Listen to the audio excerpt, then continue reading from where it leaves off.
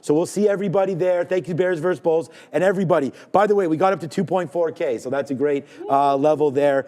The likes are going to go way up because now we've got the midday show. Thanks, everybody. See you at 2. Peace. Yes, yes, yes. What is up, beautiful people? Welcome to How to Trade.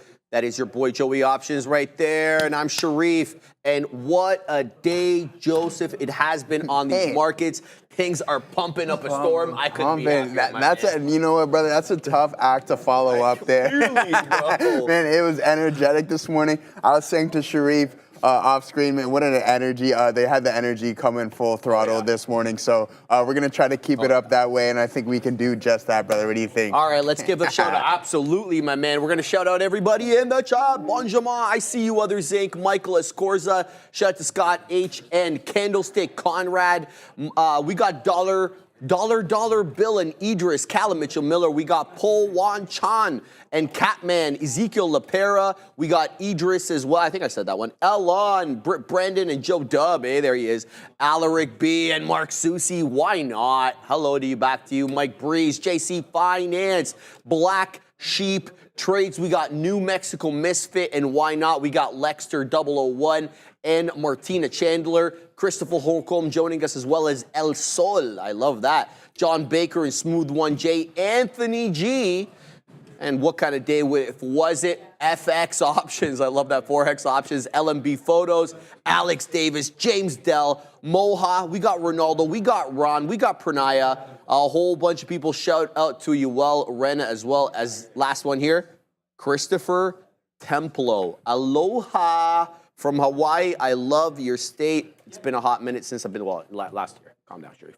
Yep. Good morning, Joseph. Good morning, brother. Good morning. Energetic one, to say the least. But I mean, it's fun. This is what we're here for. This is a bullish day, and it gets everybody pumping and everybody excited. We got GME moving higher now. Today we have Google all-time highs, and just again, I mentioned this. How many times on the show have I mentioned this, Sharif? How many? I don't know. We would have to go back and say, but in order for this market to continue to move higher, we need these big boys to start participating. No, and sure enough, we got Google all-time highs, we got Apple ripping, we got all these big boys ripping. The only one really not participating, you feel, is like NVIDIA. Yeah. Everything else is up and to the dang right. It's okay. NVIDIA doesn't have to be up every day. It needs to rest, says the Chilean nightmare. It's been carrying the market. How long can it carry it for, bro? Joseph, we're going to go through the sectors before we weasel on win place. Yes, sir, we are. All right, guys, so we're going to start off with the win place show as always, guys. So the communication sector, obviously led by Google. I didn't take a look at Netflix or anything like that, but then we got the consumer discretionary in second place, and then the tech sector in third place there, guys. And then we'll go from the bottom up on this one. So in last place, we have, are we still defensive? No, healthcare in dead last. Okay, down 1.26%. Real estate in second last, down about 0.25%, and the same with materials as well, too, guys. So those are your bottom three, and that's it. So we're not risk on. It seems to be in this market, guys. We're not looking overly defensive on today's session. It looks good. It looks good. All right, let's weasel on into the lesson du jour, guys. We are talking about channel lines, Obi. Trump is ringing the NYSE bell on Thursday. That's exciting. I haven't seen the bell get rung in a while because we're always up at the big desk, but we will be watching that tomorrow. All right, let's get into the lesson. Today, we are diving into one of the most fundamental concepts in trend analysis, Fabian, called channel lines. These lines not only help us identify trends, but also provide us insights into potential market reversals or continuations. So what we're going to do, we're going to break down the concept into three key areas. Number one, we're going to talk about understanding channel lines. Here we go. Yes, understanding channel lines and their application in uptrends and downtrends, both trends, and the importance of channel line breaks, as well as early warnings of weakening trends and adjustments to those trend lines. So let's get right into it as we always do. We're going to explain the concept de novo. What are channel lines? Well, channel lines, says the book, are also called return lines. What they are, they're parallel lines drawn along the primary trend line. I'm going to show you a picture in a second. They contain price movement within a clear boundary during a trend. So it's offering you an additional level of insight into the market behavior. So they consist of two parts, guys, okay? Channel lines consist of two parts. The first, the basic trend line. This connects the lows in an uptrend and the highs in a downtrend. That's how we draw trend lines, right? We connect the lows in an uptrend and we connect the highs in a downtrend. But there's also the channel line, and this is the second line here. This is drawn parallel to the trend line from a prominent peak for an uptrend or a significant low for a downtrend. So the exact opposite area or top and bottom that you would be drawing it for the actual trend line itself. And here's an example. We'll talk first about the uptrend and downtrend figure. So in an uptrend, you draw the trend line through the lows, then draw a parallel line through the first significant peak. The exact opposite in a downtrend. Trend lines connect the highs in a downtrend, and the parallel line runs through the first significant low. And then prices often fluctuate within these boundaries, as seen, in the long-term Dow Utilities figure coming up next here, where prices trended between the lines for 25 years. So this is a legit actual figure right there. So this is kind of what you see. So in this uptrend, this is the trend line right here, the solid line. So you're connecting at least 2 points to make a trend line, right? We kind of learned that when we were talking about trends in the introduction lesson. So this is the trend line. Why? Because we're moving up. And then the channel line is the dotted line, and it connects the highs, again, in an uptrend, and it connects the lows in a downtrend. The exact opposite, there you go, channel line, downtrend. You're connecting, that's the channel, or this is the trend line right here. The dark line, the solid line, you're connecting the down, or the area crests, and then the dotted line, which is the channel line, you're connecting the area troughs. So why are these important? The importance of channel breaks. Let's talk about this. So what happens when the price action breaks away from either the trend line or the channel line? So a break of the basic trend line here signals a potential trend reversal. Why? Because it's been respecting that trend line. Remember, you're connecting the area troughs in an uptrend. So if you're no longer continuing to hold that trend line, you should be on the lookout for reversal. Same thing kind of goes for the break of the channel line, but in the opposite. So a break of the channel line typically means the existing trend is starting to accelerate. So that's why you draw that channel line, because you want to see if you're still within that uptrend or downtrend, or whether the trend is accelerating, okay?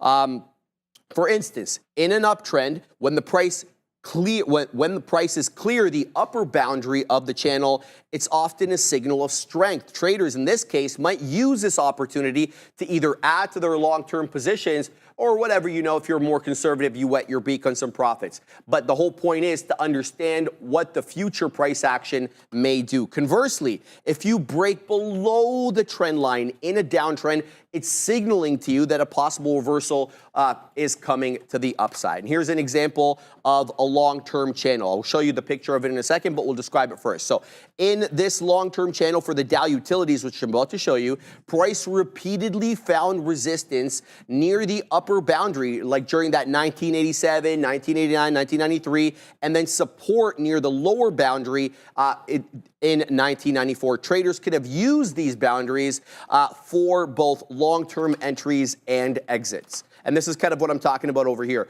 This is all the way, believe it or not, from 1974 to past 1994. That trend line was actually intact. Obviously, this is the yearly chart over here, but the fact of the matter is that trend line was sound, and so was that upper channel line.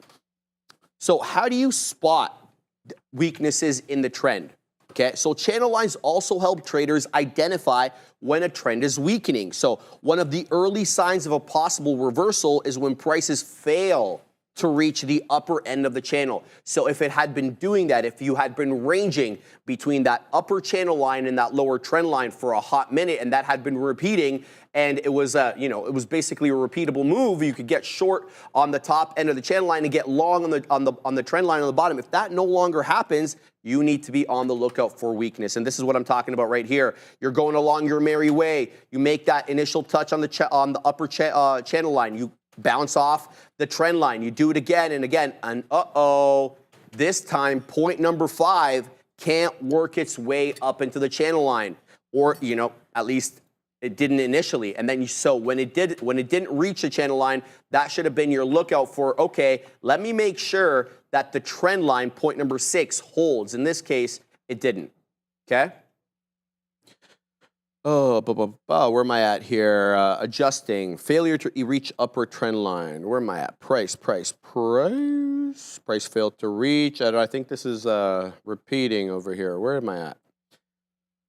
Okay, so you can take over for a second. Yeah, for sure. Figure that out, guys. I mean, hey, we've been rocking. I don't want to chase anything right now. I know a lot of people in the chat were talking about GME here, guys. So I pulled it up, and sure enough, we had a nice compression break here.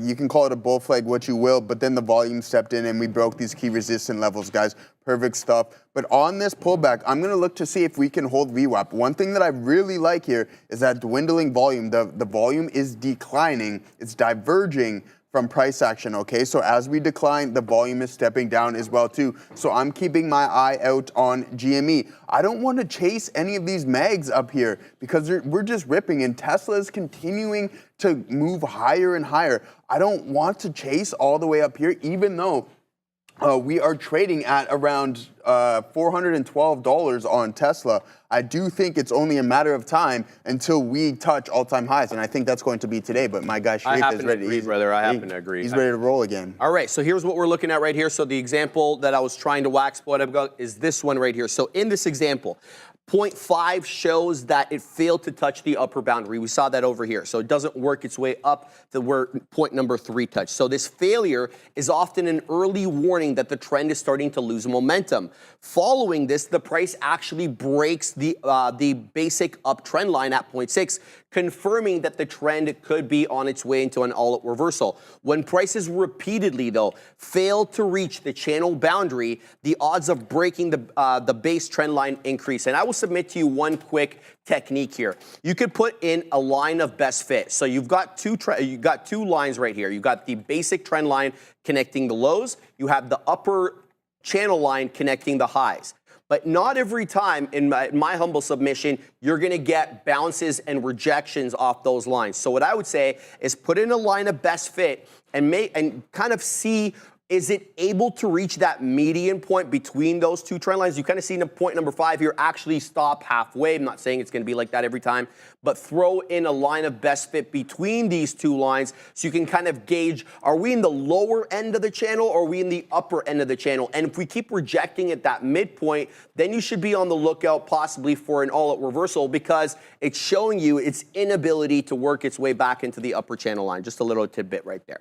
Okay, and then adjusting the trend line over here, last but certainly not least, when prices exceed the channel line, traders might adjust their trend lines to reflect a steeper trend. We talked about this when we talked about adjusting your trend lines, speed lines, in order to be able to account for accelerating and decelerating trends.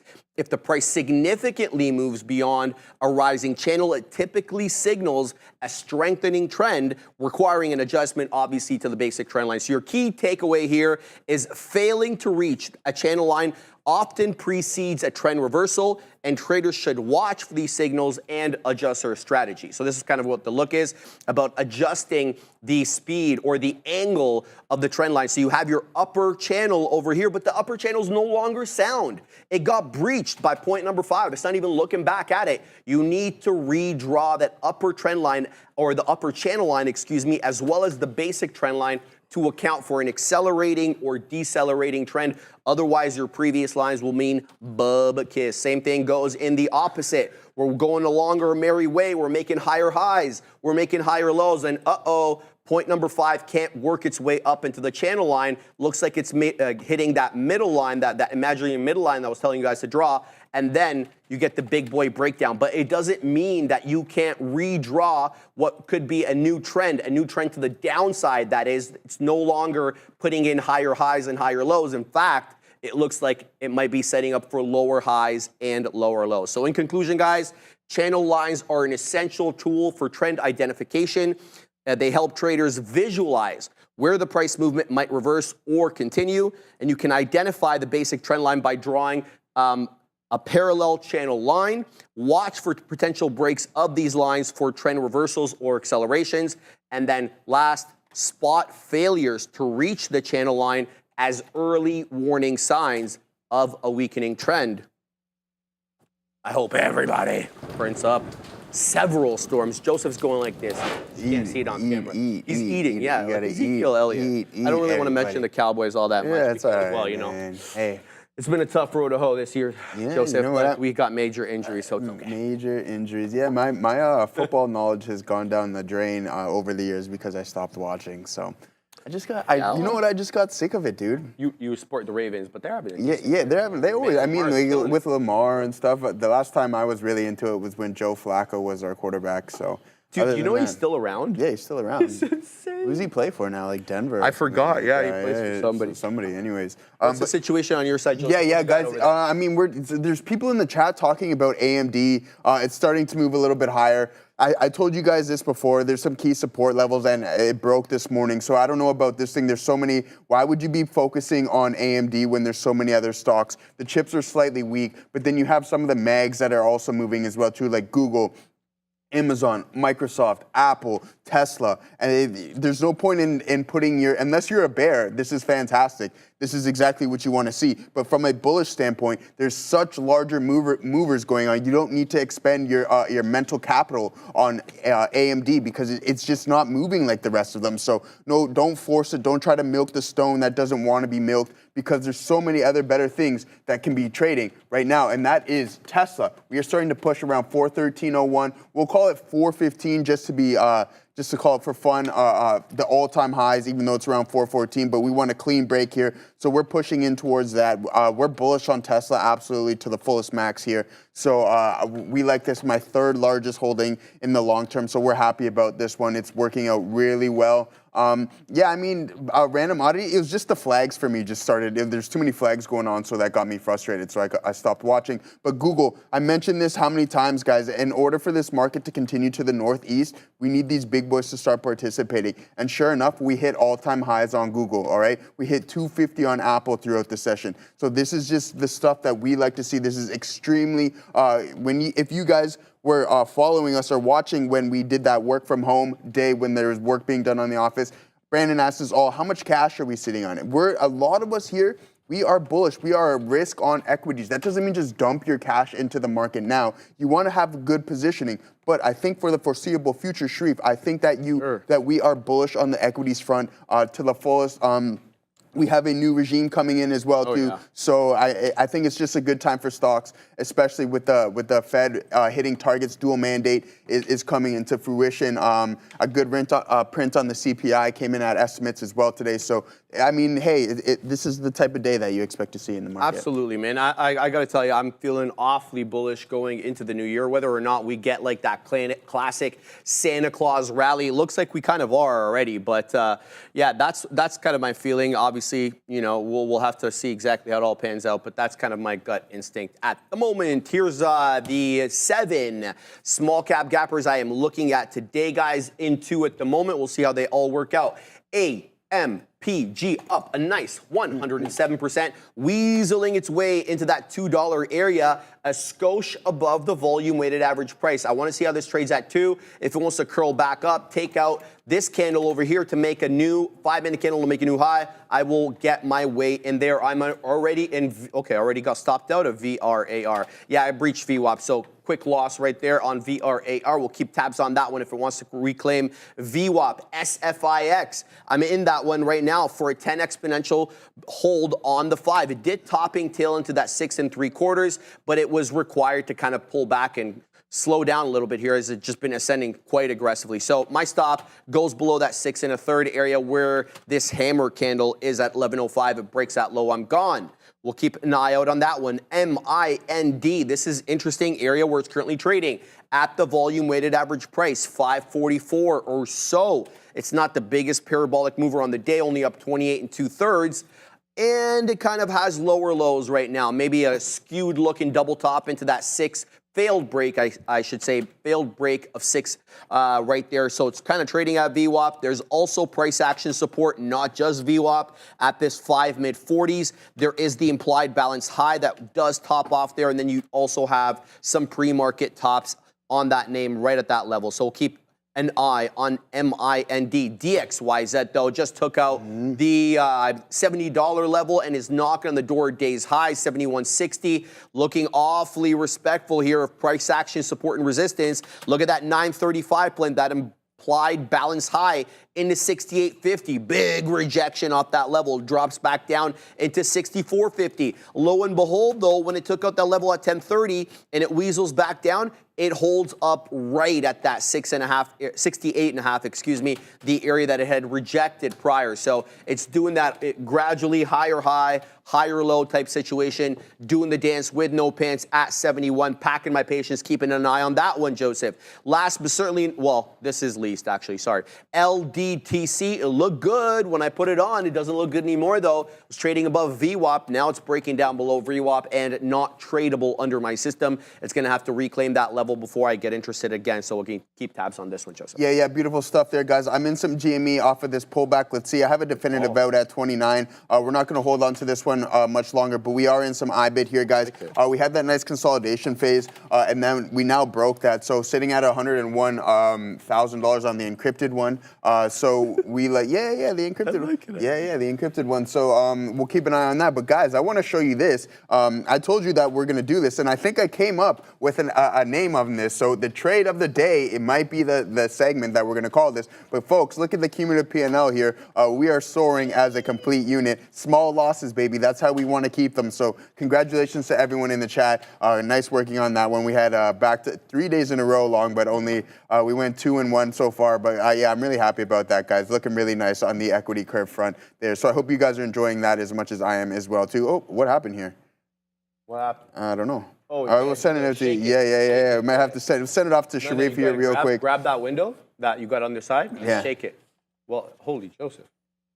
We'll send it off to Sharif here while I figure out what some technical issues no worries. we got. Here we go, guys. I took a couple beak wetters on SFIX. Adara brought this to us earlier. Was also on the watch list this morning. Stitch Fix reporting earnings and up a light, not that big of a deal, 42.5%. It is, I believe, still a sub-Billy name, if I'm not mistaken. I saw this morning it was about 700 million or so market cap. No, it's now up to 837 million. 14.1 million shares traded today with a float of a light 93 million. Let's find out what the short float is by shouting out trade ideas and dragging down the window, SFIX. We got a decent short float here, not the biggest ever, 7.25%. So we're going to keep tabs on that one. Let's see if this one wants to ascend to the upside and take out some levels. I'm back like a crazy person in VRAR because I'm crazy. And we're taking out some levels already back in 46. I'm waiting at 48. So let's see if we can get printed at 48. Then I'm going to wait at 50. And we know why I'm going to wait at 50, because there is psychological resistance at these $half and whole dollar levels. So we'll pack our patience here, see if we can get the print in a couple of positions right now. Both doing okay, despite the fact that we got stopped out of VRAR initially. Right back in, though, baby. All right, let's see what else is moving. I didn't even look at the mag. All right, we'll look at the mag. You know, not like they're doing much today, Joseph. They're moving. I say that, obviously, tongue in cheek.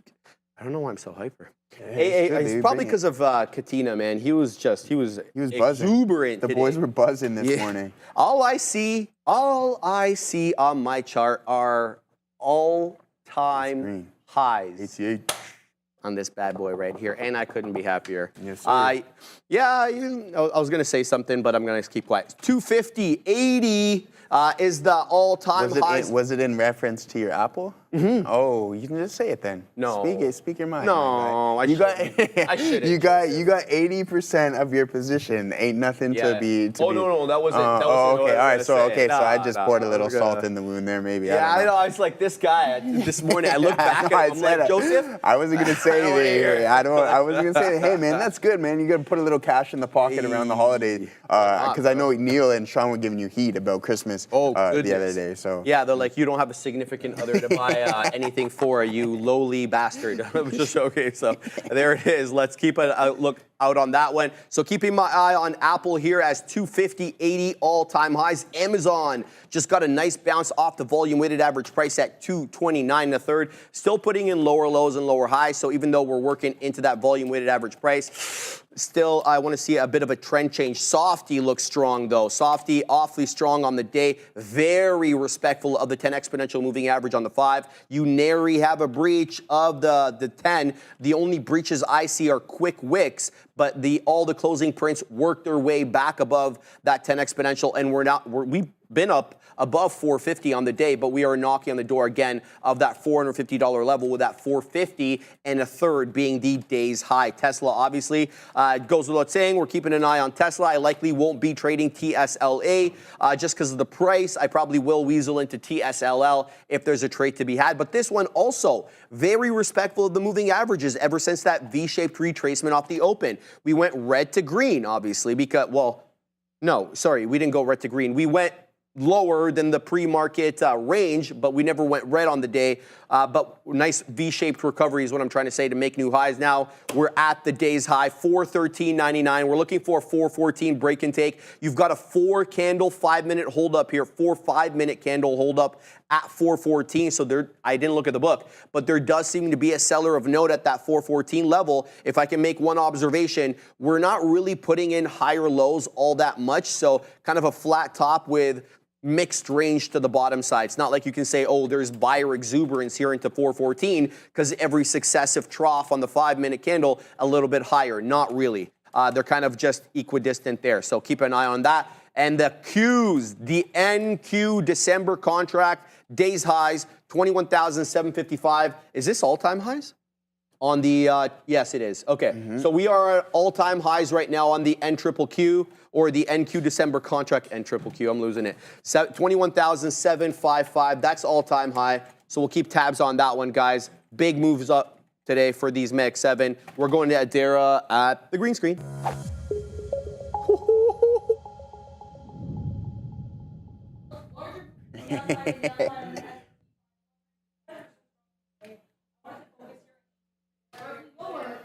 Did. Oh, sorry. There we go. Okay, so let's take out some here as AR fixes the mic issues. VRAR taking out the top. Very happy I got back into this, guys. VRAR 156 is the high of the day now. We wet our beak on some profits there. That's why I was waiting at the $0.50 because sometimes you get that big boy resistance. Let's see what it does now. Does it hold up at the $0.50, or have we not cleared it by far enough a distance for it to hold? I think we do have it there now. She's at the green screen. Mic's fixed. Sorry about that, guys. We're going to take a look at some of these larger movers to the upside and downside on the S&P 500. Because the NASDAQ and the S&P 500 are so strong today, I wanted to focus on names that are trading sharply lower, and some of these are actually going to be continuation plays or stories and names that we looked at for the last few days. We're going to start here, though, with a new play here, which is going to be Match Group. MTCH at about 6.5% right now. They held their investor day today. They did announce a $1.5 billion share buyback, but that was not enough to save the stock here. Lots of volatility in this name. They announced here apparently revenue going to fall below their prior guidance, citing a $15 million impact. They also did say they're going to contain or maintain here their adjusted operating income margin at 36%. They announced some updates for Tinder as well, including a double date feature. So MTCH on watch. Then we have UNH here, which is trying to make new day's lows as we speak.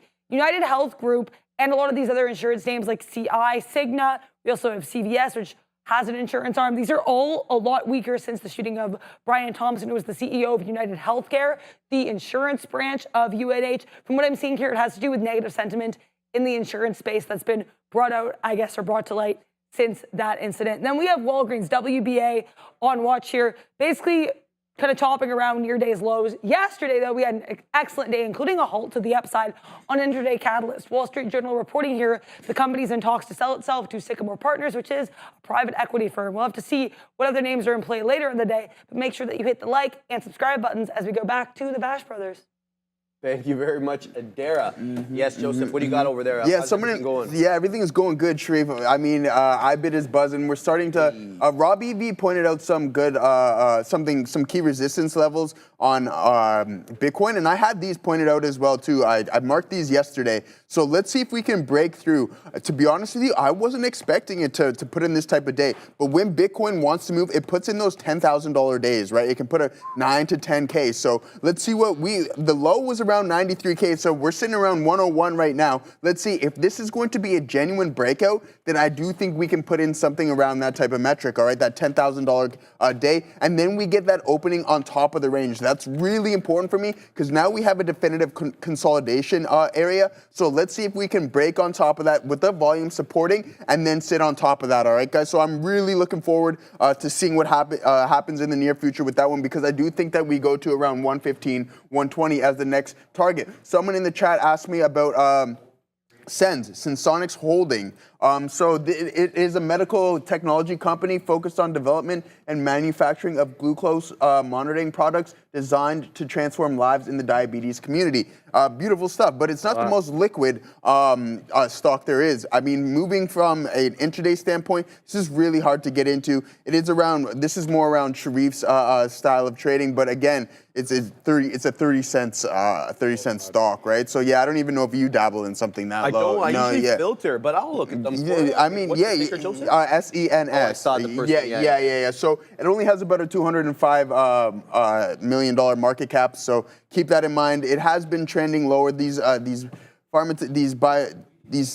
medical stocks are tough to trade for me, in my opinion. I try to stay away from them. It is off the lows, which is good. But again, I think there's other things that you can invest your money in instead of this kind of speculative underlying asset there, guys. What do you think about that one there? 100% agree with you. Yeah, All we keep seeing here is lower lows and lower highs, guys, on SNES. It's small cap gapper, the one that was Joseph was just talking about. And what I see is multiple rejections at key areas. Every time it seems to have the power and it gets up into the 200 exponential, it's met with a wall of selling. That happened in July of 23. It happened again in December of this year. It happened again in March of this year. And you guys weren't going this? September of this year, and now we're weaseling on into that 41, 42 penny area. And you get breaches, don't get me wrong, you get breaches of the 200 exponential. You see it crosses, but it drops quick as you like. It doesn't spend a hot minute up there. So to me,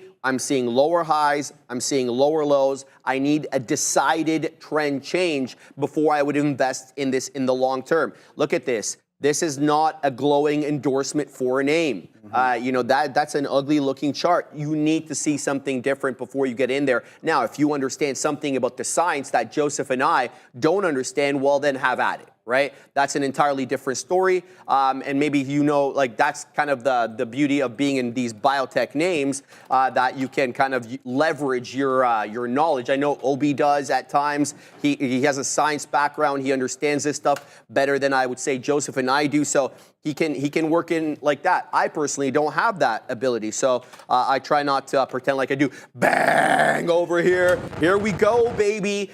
VRAR taking out highs. We are long at 41s. We just took out 67s. Sad I wasn't able to take out 69s, but maybe I'll be happy by taking out, let me just make sure. No, I only have one more left here, so I got to pack my patience on this, Joseph. No, I don't need you going like this. I'm not going to hit you with the hands. Hit post on that, baby. You're ripping post up there. Yeah, here we go. I'm going to post that 75. Come what may. If it wants to take out that $0.75 area, we're going to let it go. But VRAR picking up in volume, picking up in volatility. It's taking out highs. It's almost 50% up on the day. It's a big boy stock. We'll find out more when we get back from Adair. Just be aware here, I have DJT pulled up. We got a little bit of a spike here in volume at 11 a.m. Around then, it was announced here that Donald Trump is actually scheduled to ring the opening bell at the NYSE tomorrow. The reason I bring this up now is because I'm seeing some circulation of that story on social media. But keep an eye on DJT tomorrow. President-elect Donald Trump set to ring the opening bell, not for the NASDAQ on which DJT is listed, but actually on the NYSE, guys. Watch out for that story, I guess, tomorrow morning. Back to you. Yeah, Obi let us know that. We were pumped about that, Adara. The Donald, I was going to say something else. The Donald is going to be on the bell tomorrow. It's He say, "It was the best bell ringing of all time. It was. Nobody's ever rung it better." Right? Like, You ring it the best. I know. Yeah, everybody feels that way, but yeah, I love him, man. I love him. oh, but. It was great. Yeah, so we're having a good time here, Joseph. What do It you was got over fantastic. It was the best day that Nazi ever put in, ever. What's that guy, that Ever. stand-up comedian that does him so well? Why are you putting me on the spot? Yeah. It's something not Giles? Steve. Not Steve. Is it Kevin? I forget. Wait, we're talking about the same guy. We know him. He Yeah. kills that Abu Bakr al-Baghdadi. Yeah. He's like, he died like a dog and stuff like that. He's like, yeah, we could hear him crying. Yeah. Don't What's cry, his Abu. name? Don't cry. What's his name? Is it like is it Steve Giles? Yeah, Shane Giles. Shane. Okay, there it is. Shane. The chat's He's undefeated, bro. he's hilarious. Hey, Shane Gillis, yes. Okay, I thought Dara was talking. I think you said Shane Gillis. Yeah, Shane Gillis, Shane that's Gillis. it, Yeah, not Giles. Yeah, Juan Padilla. I like Drewski too. Drewski's my guy. I think those guys are hilarious. And same with Speed. We talk about Speed quite often. But yeah, guys, here we are. Back to stocks. Talking a little bit of stocks. We got Bitcoin pulling in a little bit here, the encrypted one, but that's totally fine. I think we're going to continue to move higher on this one. Let's see if we can break that. Excuse me, I'm still in some GME. We have a good position here on IBIT. We're not too heavy though, but again, GME is starting to work. I mentioned this here. Let's pull it up on our chart here, folks, because Nice chart. Jeezy, excuse me. Anyways, yeah, so guys, why did I get in this one? Sure enough, we had that breakout volume, but then look at the pullback. That volume was diverging. Beautiful. Anytime that underlying starts to turn around, I'm going to look to get involved on that front, okay, guys? So keep that in mind. That is exactly why I'm not saying that it can go higher and break the higher day. We did have earnings yesterday, and I heard it wasn't completely horrible. It wasn't a dog's breakfast, as some people would like to call it. So, but I mean, hey, yeah. Someone used to say it. But anyways, so yeah, let's see if we can continue here and break some of these key levels on GME. If we do, I think we can go and test these highs of days, and that's exactly what I'm going to look for. I'm going to look to start to take a little bit off the top for the boys there when we get to the high of day on GME, if and when we do. But other than that, yeah, I'm going to hold on to IBIT as well too here, guys. So we are starting to pull back in a little bit, and that's totally fine. We're still up about 4.5% on the session. So let's see. The volume weighted average price is trailing it really nice. So let's see if we get a pull back to the 57 areas or something that deep. But if we break around 57.73, then I'm going to get out of this. And that means I think that I can get a better price on IBIT. That is for sure. But you've been killing it over there. So, you didn't get the fill on that. Wow, that's coming all the way back down. Criminal. That's criminal. That's all right, though. That's all right. Excuse me for that. I do apologize. All right, we wet our beak on some more here on SFIX, guys, taking some out because it looks like it's ranging to me. So if that's going to be the case, I need to adjust my strategy on SFIX. I'm going to hold the majority of the position for that big boy break to take out that 670-ish high of the day. But on the way, I'm going to wet my beak on some profits. Here comes 660. We know the range is kind of like 670 to 640, or at least at the high point. So my next beak wetter is 665. We'll see if we're able to get that. We got this though. We're in 3 positions now. We got into AMPG. Why? Because it's at VWAP. And it's up 100%. So, it stands to reason. Maybe, just maybe VWAP ends up acting as a level of support. I put another beak wetter there at 3s. It looks like we're having trouble with $2 right now on AMPG. Keeping my eye on this one. Stop is already in place, but I should likely throw more beak wetters, profit targets, that is, in case you're watching the show for the first time and have no idea what the hell I'm talking about, but beak wetters, that's what I mean. And here we go. We just took up the top there on SFIX. Now we're waiting at 70s, Joseph. That's a mistake. I shouldn't be waiting at 70s. I'm going to wait at 69s. Okay. Come on, Sharif. Come on, You should know, bro. You don't wait at 70s. You wait at 69s. So there we go. We threw that order at 69 on SFIX, looking for that top to get taken out. High of the day, 73. So we're front running it a little bit, playing the range until I see otherwise. So managing 3 positions right now with VRAR being the most troublesome. We only have 1 out left on this one, but I say it's the most troublesome for a reason, because it's given me a lot to think about. Now, we broke and took that $0.50 by 25 pennies. Now we're working back into that $0.50. Is this an area I add? Am I looking for that $0.50 defend? That's something I always struggle with, adding into winning positions, especially when they come into areas of key areas, I would say, of support. Sometimes I don't add, sometimes I do, and it's kind of like a hit and miss type of thing. So I'm gonna have to, mull this one over, think about adding here, and I'm gonna add. I'm gonna add here, Joseph. Come on, mate. Dang. Oh, there we go. Yeah, there we go. Do it. Oh, oh no! Yeah, right. I'm gonna leave that one. I'm gonna leave it. Maybe I get that trade there. That's insane. So we'll keep an eye out on that one. What do you got on your side? Yeah. We're holding on to this IBIT. It does look like we're slowly starting to curl over, and that's totally fine, guys, as of right now. But I do think that we are going to break this key level here, and then we just get out of the position and get right back in. That's no issue on that front. So let's see if we can hold. You see where I'm about to get out if it does go that way. So I'll step out and then see if we can continue to move, because I think the volume will step up if we are going to proceed to the top side. But as of right now, we are in some GME as well too, guys. So we're going to continue to hold on this. I do like that we are forming lower or higher lows. Sorry. So we'll keep that in mind. But also let me know.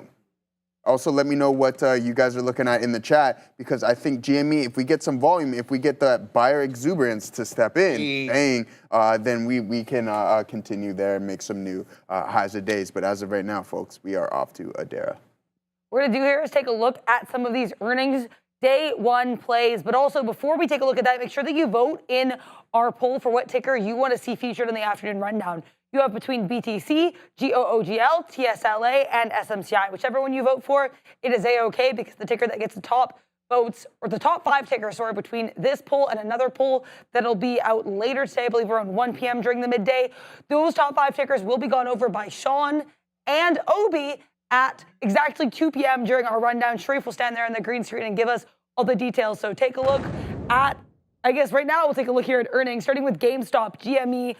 These actually really interesting little wedge here with higher lows and lower highs for GameStop. They did report a miss here on sales. Here, $860.3 million versus $887.7 million expected.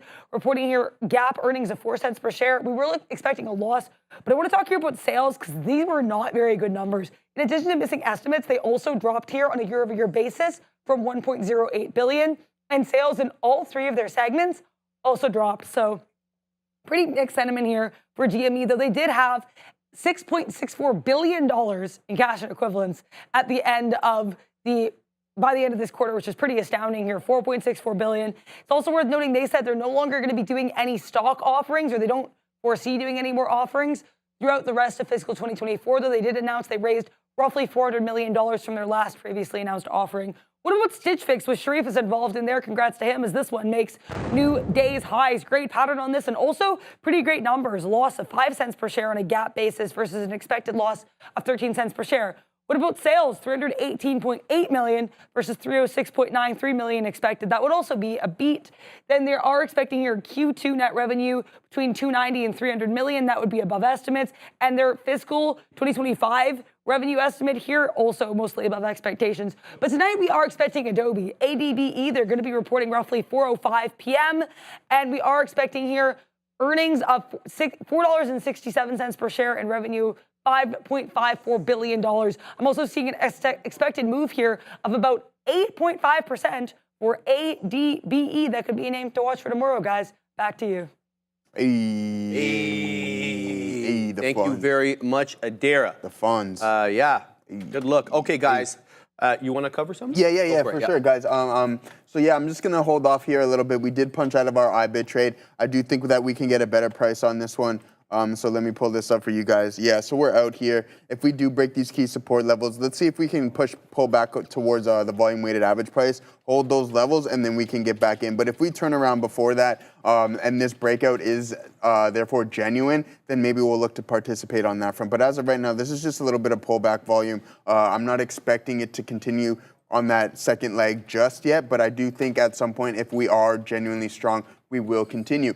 People, we mentioned Tesla as well, too, in the chat. So Tesla just rejected those all-time highs. It got really close to it. So around 415, I said we're going to call it. So, in fact, it did make all-time highs as well, too, guys. So we had Tesla and Google making all-time highs on the session so far. So this has absolutely been fantastic. And everything has kind of been scrambled together, put in a tight-knit spot. We had Meta making all-time highs, Apple making all-time highs, now Google, Tesla, all these mega caps making all-time highs, and sure enough, the market is following in that direction, guys. So it's really nice to see, even though the market breadth is widening and people are starting to diverse more, but again, these Mag 7s are leading the way as usual. So I'm having a good time, especially on that. Yeah, Sharif, what do you think about that, brother? Yeah, man, I got to echo that sentiment. And it's interesting because we haven't seen the Rust take a nosedive. In fact, we've been hanging out at 2,400 on the Russell December contract. And why is that relevant? Because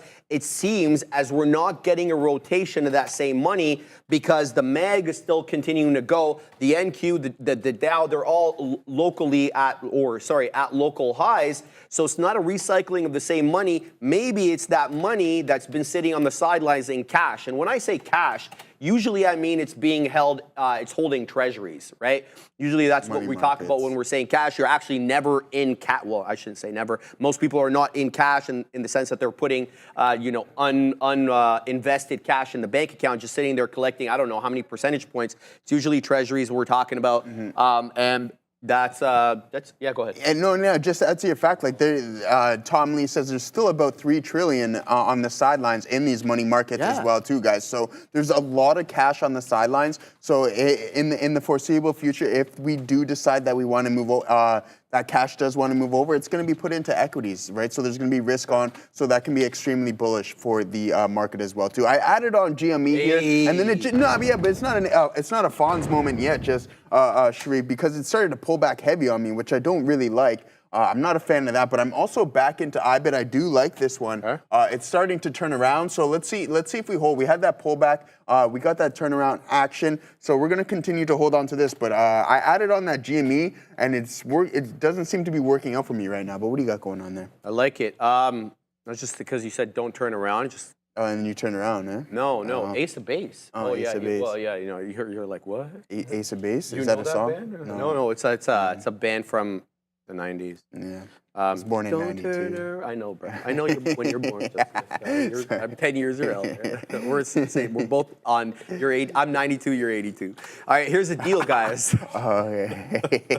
Here's the deal, guys. We did quite well on AMPG, but it's finding some resistance at $2.10. So we've taken out some decent shareage here, but there was no continuation above that $2.10 area. It's still holding VWAP, so I want to pack my patience, see if this one runs. We took out quite a bit here on SFIX. A couple of more beak wetters, though. I'm looking for that 75 break and take, and then I'm waiting at, you guessed it, 82, because I'm born in 82 and I like it. So that's where I'm waiting right now on SFIX, looking for that bad boy to continue to move to the high side. I am worried, though, about AMPG, but I do have a line in the sand specifically. Volume weighted average price is going to have to hold up there. It's the reason why I'm in the trade, and it's going to be the reason why I get out if it gets breached. Adara is at the big desk.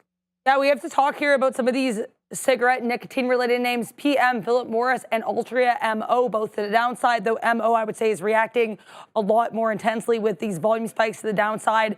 Basically, what happened here is we have the New York Times reporting that the FDA is looking to basically have reduced levels of nicotine in cigarettes. So FDA here looking to reduce nicotine levels in cigarettes has MO and PM to the downside. Also, quickly, a really interesting note here on TSLA. Apparently, here with this most recent rally, Elon Musk, CEO here of Tesla, has actually become the first person to reach $400 billion in net worth. So Elon Musk reaching a net worth milestone today, $400 billion. Back to the Bash Brothers. Sorry, Sharif. I'm just talking to Obi. He was telling me he took the Apple short off that 250 dump, took it into VWAP, and it's holding out VWAP right now. So shout out to Ob. He is the one, Knob, killing it there on the right side of the desk. Joseph. Yes, sir. Yes, sir. I mean, we're holding on to some things here. Let's see if we can get this momentum to continue in GME, because we are starting to crawl a little bit higher, but it is up a whopping 9% on the session. I was not aware of that, but one thing that isn't really working out for me is this IBIT trade here, folks. We are starting to pull back. Once we break this, I'm going to have to get out because I don't want to hold on to this any longer. That means we can still see some potential downside. As you can see, we are extremely extended from VWAP, so that is totally fine. If we can hold that base, then that will be absolutely fantastic. But as of right now, just the small size, some beak wetters there on that front. But if we continue to break down, then I'll just get out because I know I can get a better price at that point. So we'll see what we can do on that front, guys. And then continuing to hold on to GME, which also isn't working. But that momentum really kicked in and we broke that key resistance level. So I'm like, let me add and see if we can go and test that high day. Sure enough, we rejected it, creating a lower high. So we're going to have to pack our patience a little bit on that front to see what's going on. But I know Sharif and Obi were just talking about Tesla on the sidelines, and I was looking at it as well too. So we did reject 415, as I mentioned early, pretty abruptly. So quick. So let's see if we can recover. I do think that we slowly grind higher. The overall sentiment on the session is strong. You also mentioned Apple as well too, Sharif, kind of double bottoming at VWAP. So let's see if we can hold the volume-weighted average price. I think those are key inflection points on the session. If we can continue to hold, then maybe we can consolidate around those specific areas and then maybe crawl to a second leg higher. But I mean, those opening drives were so strong. What did I just do there? Sorry, yeah, these opening drives on a lot of the mags were extremely strong. As you can see, this 5-minute orb right here, and then sure enough, we take off consolidation, second leg higher on that front. So let's see what we can do. When you have such a strong opening auction like that, and those second legs are pulling in around this time, that is good. But it's going to make it a little tougher to kind of push to those highs of days. I think you're going to need those buy programs to really step in. And as of right now, we're starting to pull back because of that momentum we moved to the top side as of right now. But what are you cooking up there, my guy? I want to talk about Boyle because my man Jay Lee in the chat was telling me about his trade on Boyle. And look, man, I've been waiting for a hot minute to get into nat gas. I think it fundamentally changes things that Donald Trump is coming into office because we could look. I don't know what the hell this chart is doing. It's frustrating, man. Yeah, I gotta call it Ram chart. Maybe it'll wake up. No, we're gonna use trade ideas over here. We're gonna look at Boyle. Let me flip to the daily on this time frame. Jay, I don't like this particular chart because it doesn't have all my indicators in the way that I usually set them up. So let me see if this one has, yes, okay, it's gotten its act together. Here's what I'm seeing, Jay. I have no idea what this is doing. Why is it frustrating me like this? It's embarrassing us. Yeah, you're embarrassing me. Boyle, come on. There we go. Now we're talking. Bang. Okay, so Jay, I am still concerned about the downtrend on... I'm going to lose it. I don't know why it's distorting the look like this. So we're going to have to only look at it from June. So that gives us about a 6-month window. I'm sorry. Jay, I need to see higher highs. We're not seeing any higher highs. Every successive crest is lower than its predecessor. So I need proof that this is going to actually have a directional change. We haven't had a higher high in terms of an area crest in a long time. Let me zoom out over here if we can get a better look at the price action. Here we go. Let's go all the way over here, and then we're going to zoom out. There we go. So this kind of gives us a better look there, Jay. So look at January 2024, area crest around $200. I'm talking about Boyle.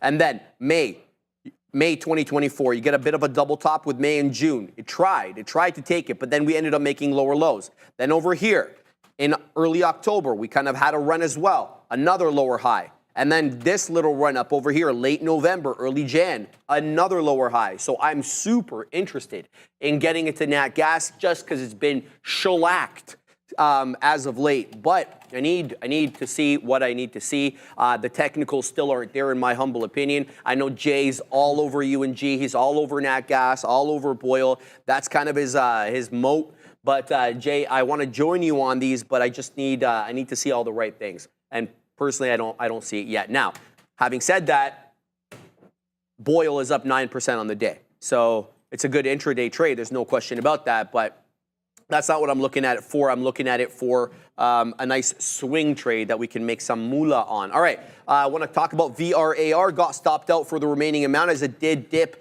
below my entry. So if it holds up here, I'm going to get back in. But it's going to have to hold up here. Keeping my eye out on that. But as I say that, bang on SFIX. Appreciate you, Joseph. We took out the 675 here on SFIX. Now I'm waiting at 82s. Let's see if this one can work above that level as well. Try not to take out too much too quickly so we can work our way into that whole dollar where we may encounter resistance. Currently, $6.77, the high of the day on SFIX. And last but not least, keeping my eye on AMPG. It's still whiffling and waffling above VWAP, above $2. I've taken some out. I haven't taken out the majority of the position, looking for this one to ascend a little bit more. Let's look at NVIDIA, though, Joseph, quickly before I send it back to you, only because NVIDIA's at a critical level. How many times are we going to work into this 138, high 137s, and then be met with selling? Well, you need only look at what we were doing in the pre-market. We got that, what's it called, CPI headline, or we got the CPI print. We moved up on NVIDIA, couldn't break 138. The implied balance high did breach 138. It got 138.05, but it precipitated a big boy sell-off into that 135.5. Now we're back at 138 again. We're at 137.99. What's the move here, NVIDIA? Are we going to break the top? Are we going to continue to go? Are we going to range $3 or $2.50 here into that 135.5 with 138 being the top? So keeping my eye on NVIDIA. And if you don't want to trade a $135 name, you should know that there are plenty of equity derivatives to NVIDIA, NVDL, NVDS, NVDX, lots of them. Just do a quick ChatGPT thing. Let's find out what's going on with Joseph. Bro, no, man. I took off way more than what I wanted to. Good thing I didn't. On. No, on. that's a mistake. That doesn't deserve it. I didn't mean to. That is a hockey error. I had the fat fingers. Yeah. All the time, Favorite hands, baby. But I mean, no, I took off. I added a digit on this by accident. I didn't want to do that, so that's okay. We're still continuing to move higher, so we'll hold on to that. But I did take off a substantial more than I wanted to. But I did add on this IBIT position here, guys. So yeah, we'll see if we can continue and test that high a day.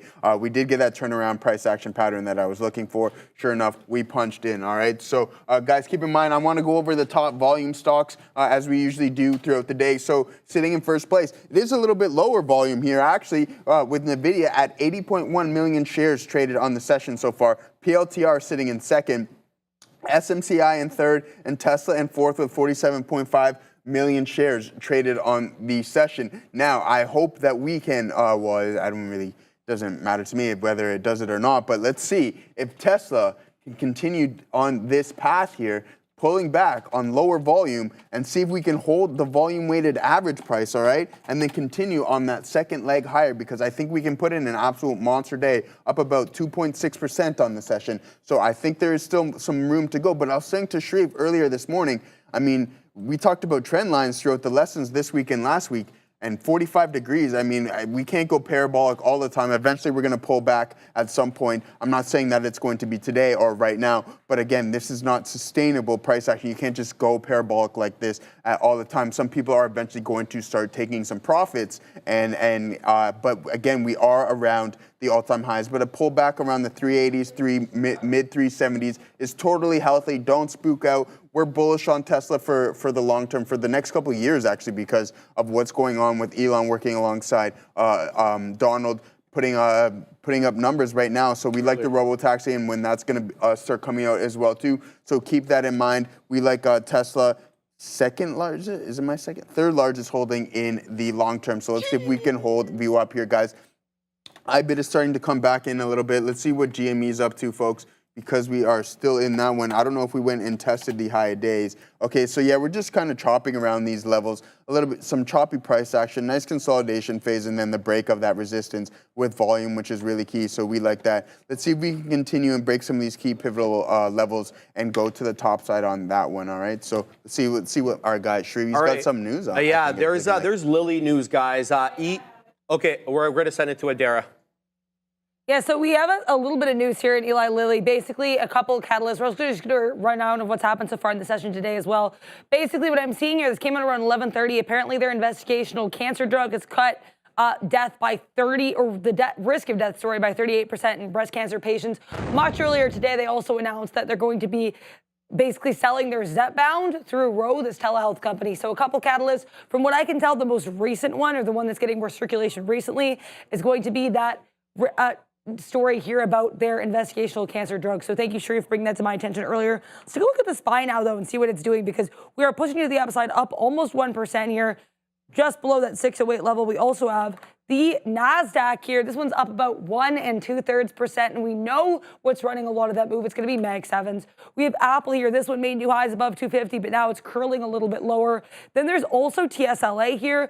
No new highs as of yet, as far as I can tell, but we are still up about 3% here, finding support at, it looks like 411. So interesting level here potentially for that TSLA. TSLA. Meta was pretty strong earlier as well, though there is a bit of a pullback in that one as of right now. Still up about 2.3% right now, trying to hold on to VWAP for META. GameStop also in watch, of course, with day one earnings, as is Stitch Fix, which Sharif has been involved in there. Lots of tickers to keep an eye on a pretty busy day with Bitcoin also re-breaking that 100,000 levels. So anything in that crypto and Mag 7 space, definitely on watch as you head into the rest of the trading day. Make sure to hit the like and subscribe if you enjoy this programming and all the content we bring every single day. Back to you guys. Appreciate that, Adara. Like, I got to tell you, Joseph, this is the kind of headline that I like to see. You know, we always worry that it could be, you know, bogus, but like I was telling you off camera, lots of different possible uses for GLP-1s. So it's not just weight loss. We're talking about cancer now.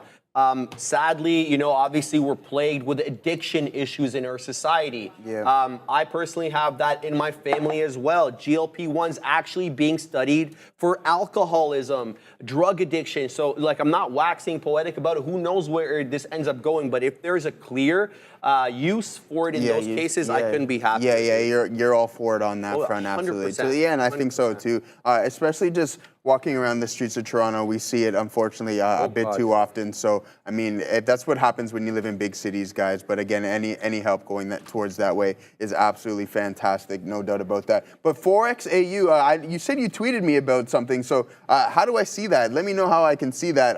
That'd be fantastic. I would love to see what you had to say. But we do have our poll. Oh, wow. I was going to let's do the $5 super chat first because that is more important than our poll. All right, folks. So, Sharif, this one's for you. $5 by SP Williams. Sharif, RVPH for a swing? Question mark. Looking right now. Let's do it, baby. It's saying RVPH.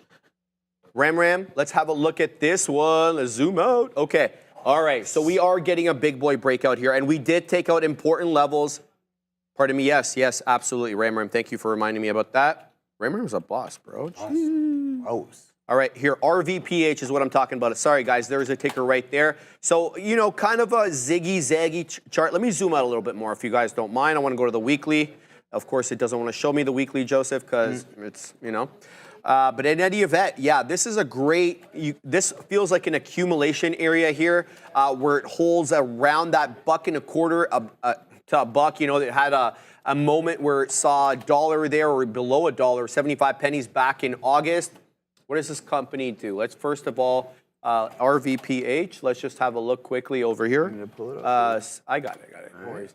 Pharmaceuticals, clinical stage biopharma, discovers, develops, and seeks commercialized therapeutics for diseases representing unmet medical needs. I think I've read about this one before. Great breakout on the daily. Topping tail candle galore back on the 9th.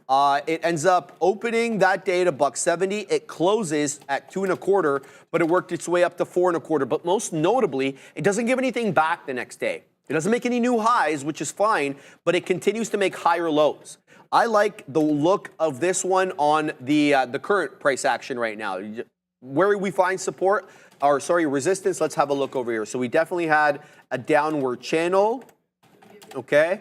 Over here, there is this area. Now, this looks like a recycled area here between 3.5 to about 3 2/3, maybe up to 3 3/4 as well. So generally, 3.5 to 4, you can say. We definitely had an area support there. So you could find a rejection in and around there. I would personally take it and wet my beak into about $4, holding obviously a piece for the dream. You're likely going to encounter more resistance if you get above 4 at around that $6 area. You had an area rejection over here, September, again in early October.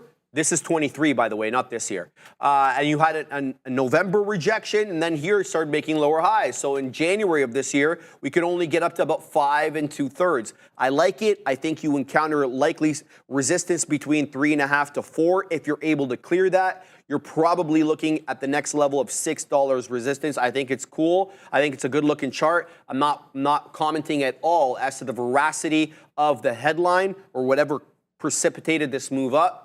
I don't understand enough about science, so I'm not going to comment about that. But let me know how it goes there, and thank you very much for the super chat. Guys, oh, okay. Joey says, Scott, bill pays. Hey, bill pays. Time to pay some bills, Sharif. So Worksport is a U.S.-based manufacturer and rapidly expanding with growing revenues, government contracts, and innovative green energy products designed to power your life off-grid. Whether you're on the move or seeking sustainable energy solutions, Worksport has you covered. Now trading on the NASDAQ under WKSP. Discover the future of clean energy with Worksport. Woo. Bang. I love it. Worksport, always killing it. Paying the bills. Yes, sir. Okay, so I'm quite happy with how we've traded SFIX over here. We just took out that 682 RAM. It moved up quite nicely. We're initially in at the $0.50 at the 10 exponential moving average. That was why I got in. It did a period of consolidation over here, kind of ranging between 6.5 or 645 to 670.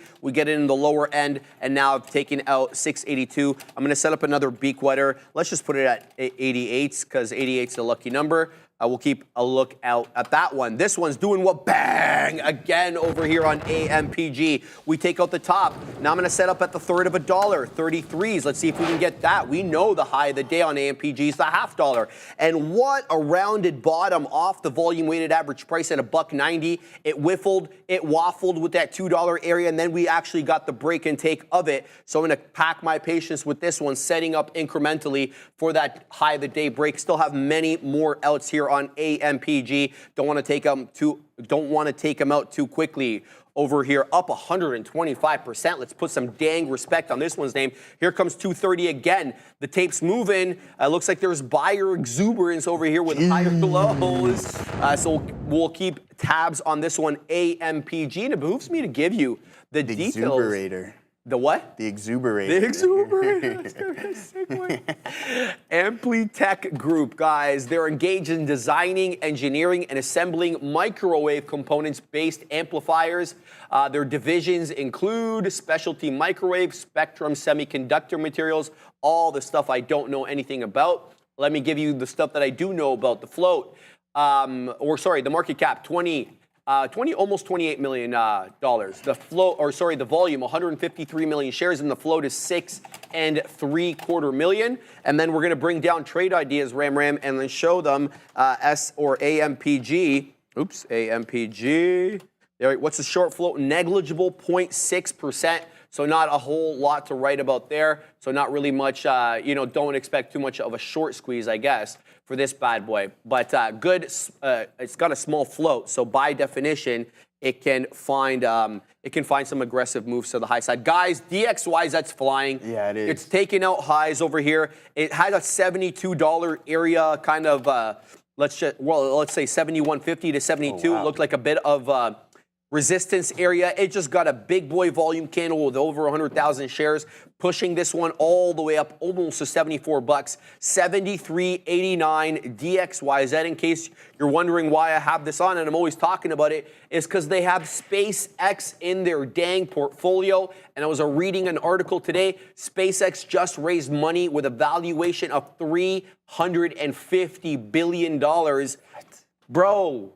This guy is just killing it lately. I'm a fanboy. Call me what you want. Yeah, what do you think about Neuralink, man? That's even, dude. Yeah, it's there's just too many things. There's too many. Like, how does he focus on all of these things at once? You know what I mean? The tunnel and Big Dougie wants to build a tunnel under the 401. Whether that gets done or not is like a thing. Yeah, I think you hear about this? No, I never heard about this. Yeah, he wants to build a tunnel under North America's busiest the highway. Well, I mean, the boys were talking about the 401 and the 407. The 401 is one of the biggest highways, or I think the biggest highway in Canada. But again, I avoid that thing at all costs. I will take the 407, like some of the other folks here. I try to avoid that. So any boring in the inner city, I'm all for. Bro, and that's all the thing. And he's proved himself with that whole loop in Vegas. Well, we had a massive bore machine that was stuck underground for multiple years in the city. Subway? Yeah. Subway? I think so. Something along around City Hall. There was a massive. Best. Yeah. Only the best. Yeah. We get things done over here. That's for sure. But Sharif, let me cover something quick for our good friend Nick W. In the chat here. He says QSI Quantum Sci Incorporated is a life science company. The company has designed and developed a hardware, consumable, and software solution to provide a solution for protein detection and analysis. Oh, okay, that's interesting. Let's pull up some technicals on that one. Sitting around a $281 million market cap. keep that in mind. But let's see, it's putting in a little bit of a rough day, not moving with the rest of the market. But again, this is, Nick Dub, where do you find these things? You always have these beautiful tickers that you point out. But again, this is moving sideways a little bit on this one, which is totally fine. But one thing you point out is that the volume starts to kick in here on that breakout. So I'll call this a genuine breakout. We are pulling back a little bit, but the volatility in this is starting to pick up. Hence, the average true range on this is starting to widen, okay? So keep in mind, we have that volatility stepping in, but the volume is really low. Let's see if this trend can continue. If it pulls back too deep, then Nick W, then maybe look to reassess the situation. But as of right now, you have the volume sustaining the breakout, and then just that pullback candle on low volume, which I always like, which is beautiful stuff there. So there you go, Nick W on QSI. If you're in it, continue to hold. But guys, I want to point this out. What is this? What is this? What happened? 330 votes? Come on. Oh, wow. What is this? What is this? Come on, guys. Let's get those votes in. We're killing it as a collective unit. So let's continue on that trajectory as well, too. Let's get those votes in. You know we like that 1,000 target there. So we're sitting way behind that. I mean, but we're only 10 minutes in. So, but again, I know we can do better than that, folks. What are you cooking up over there? I'm looking at ARQQ because your man or my boy Jay Lee in the chat wants me to look at that. Says there's a good trade here. I think ARQQ retraced from highs yesterday to quantum play. He says thoughts on a long here at me and at you. Let's have a look. So it's a good look still, Jay. Even though you know we're down on the day, and before Ram tells me to put the name up. Yeah. We're going to throw that up here. There we go. So closing print yesterday on ARQQJ, we got to 26.78, almost basically the, that is the closing print. That's where we actually opened today. So we opened at 27.17. We worked our way up to 30. So it looks as if 30 acting as a hot level of resistance there. You got a rejection on the 4th. You got a rejection yesterday, and you're getting a rejection today. So that $30 level giving you trouble. Fine. What's the move here? Well, it looks to me that we're, bull flagging after the election, or sorry, this wasn't even an election move here. It looks like it was pumping since the 21st. This one really got the volume candle going here on the 21st, but it does look awfully bull flaggish. And I would say an entry on here at the 10 exponential, which is the green line, makes sense. I mean, you don't have any closing prints south of the 10 exponentials since that big boy move on the 21st. Sure. You do get wicks below that. That's kind of the way that these bad boys trade. So if this continues, if it continues the bull flag pattern, you get that breakout through 30. So you can play this two ways, or you can play it more than two ways. I'll submit to you two ways. One, get in on the lower end of the range here. The lower end to me is the 10 exponential moving average on the daily, which is currently at around 22.58, 22.60, okay? That's one way you could take it. The other way is you could wait for the breakout of the range above 30 on a closing basis. You've seen here that there is certainly selling in and around 30. We couldn't even close there. We can't even wick above there. So if you get a closing print above that 30, well, you've probably taken out the sellers or whoever's shorting in and around there. So you could take the bull flag breakout.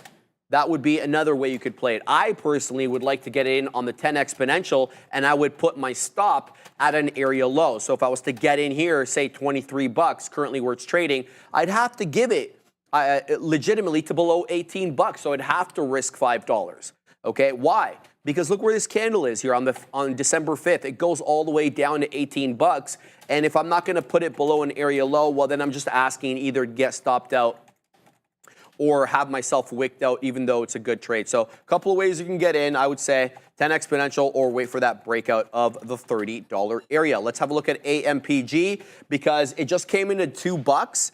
And it's putting in a bottoming tail candle, kind of looking like a hammer candle on the 5. So now I'm questioning myself whether I should be adding in and around $2 to get a bit more size. We still have several outs here on AMPG, but I'm thinking, yeah, what better time than now to add on a little area trough, but an area trough that is a higher low. So if we're looking at that 190 area where I got in, that's the area low. Then it kind of dipped in again over here, 195. That's the area low. And now we're talking about $2 being the area low. So could be an opportunity for me to add here on AMPG up 106%. I'll think about that.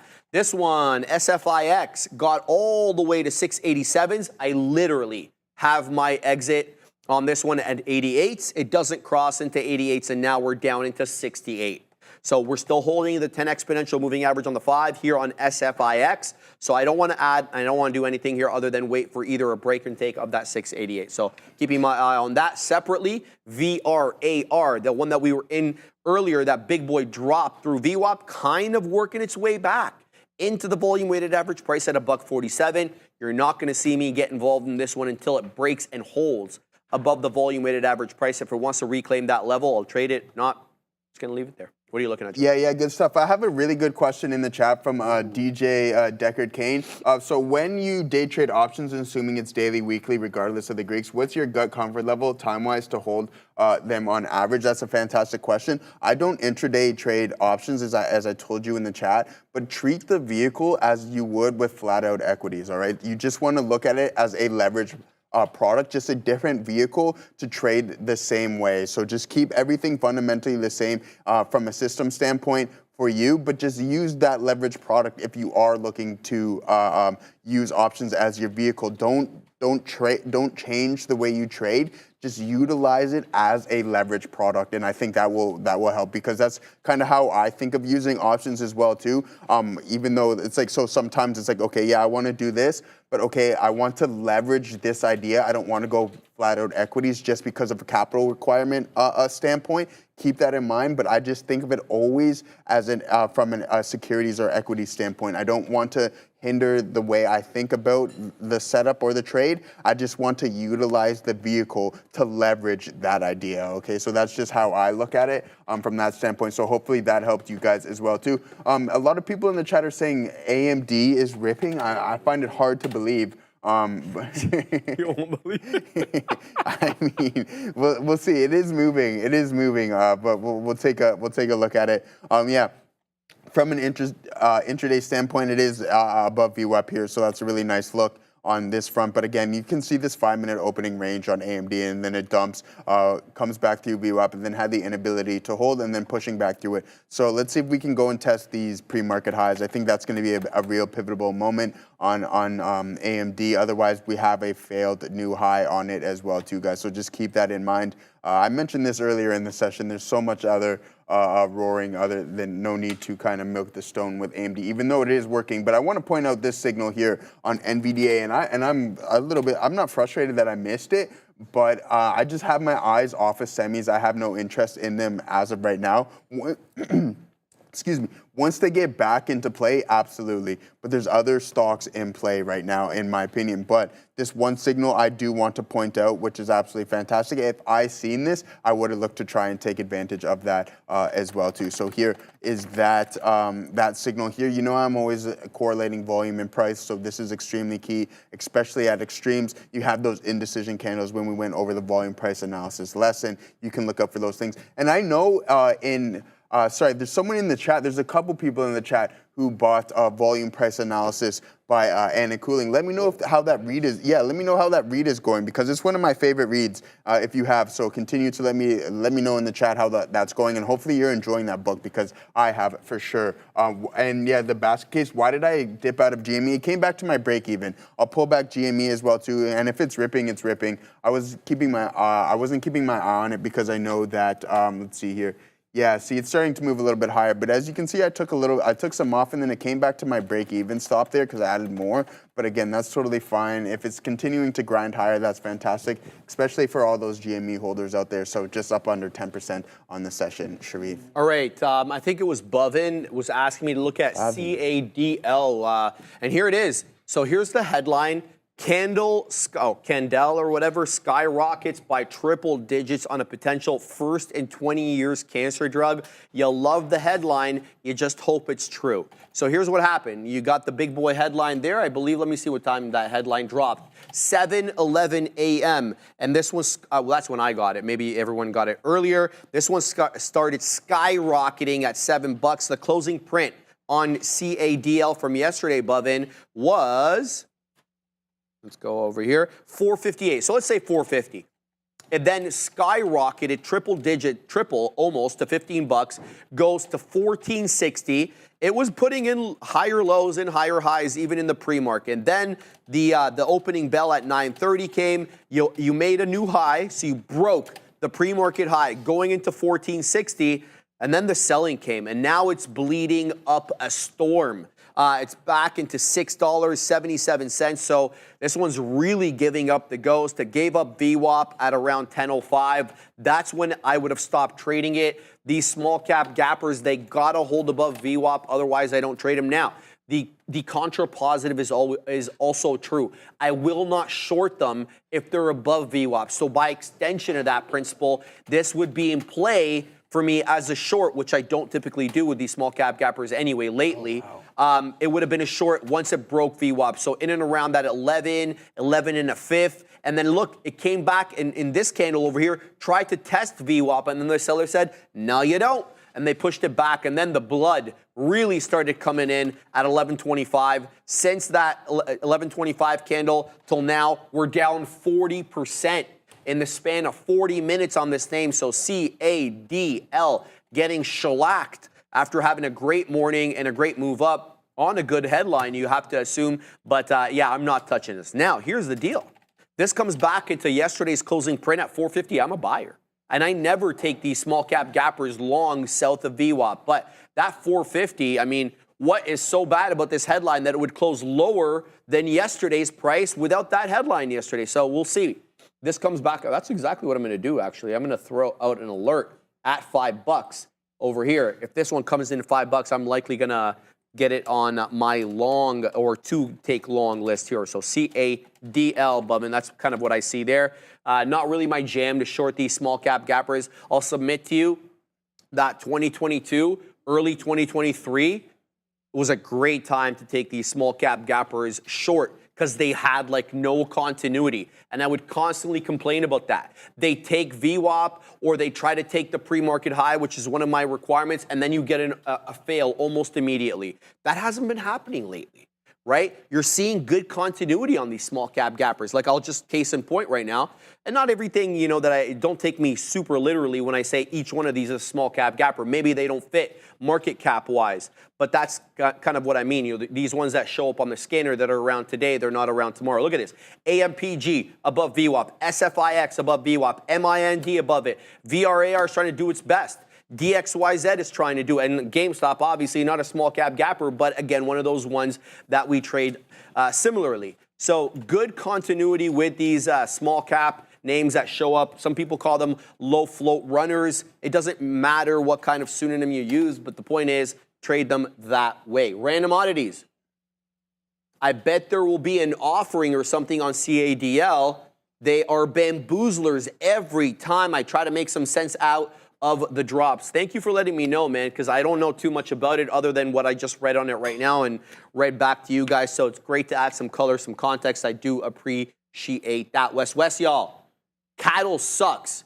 I avoid therapeutic names. You're not the only one, dude. A lot of people don't want to trade these names because they don't understand intrinsically what the headline's all about because it's so technical, Joseph. So, you know, I'm just throwing out some ideas out there, and, you know, if they stick, they stick. Yeah. So the biotech, I avoid biotech unless there's a crisis, and then we trade Moderna and Pfizer and Novavax and all those things that we're buzzing. But Sharif, this is the mother of all mothers, head and shoulder pattern here on Uber. Guys, I mentioned this one not too long ago. Jameson in the chat said, mention this one, so it is moving to the downside. I mentioned this the other day after this news that Waymo was moving into Florida.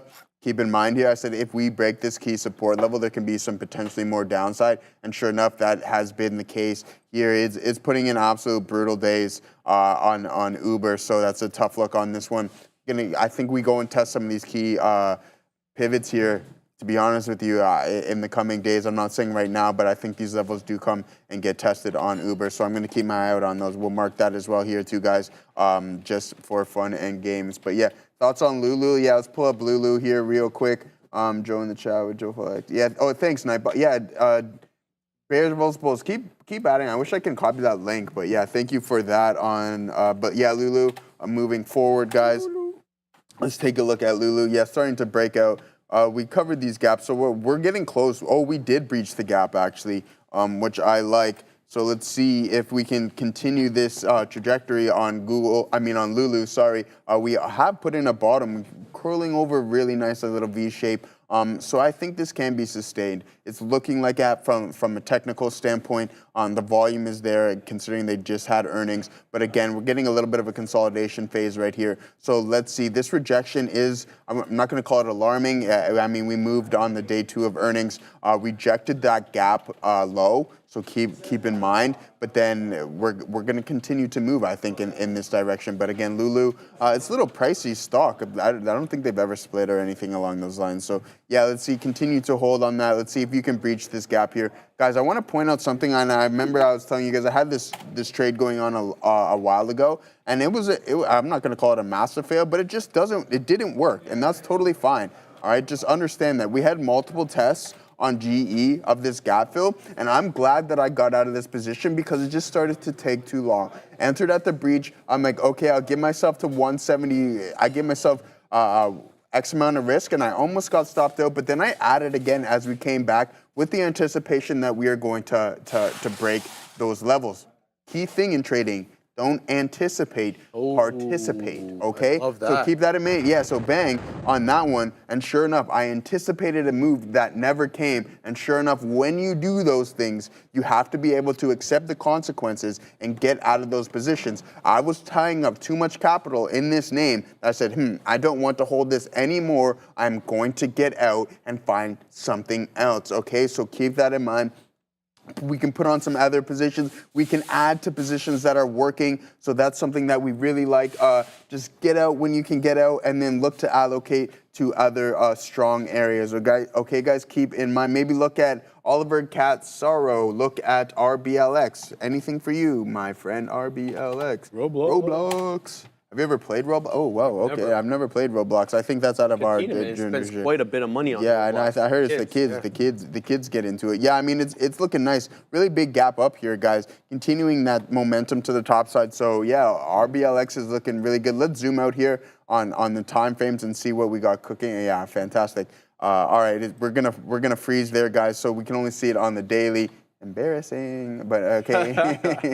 Yeah, the Jake stuff there. But yeah, guys, Microsoft, let's take a look at some of these Mag 7s because we need Microsoft to start picking up steam. We're only about 4% off just under 5% on the all-time highs on Microsoft. We had Google all-time highs today. We had Tesla just touching the all-time highs as well, too, guys. So Microsoft is going to start picking up some steam. We have that daily gap fill. We liked it. And now we're continuing that momentum to the top side.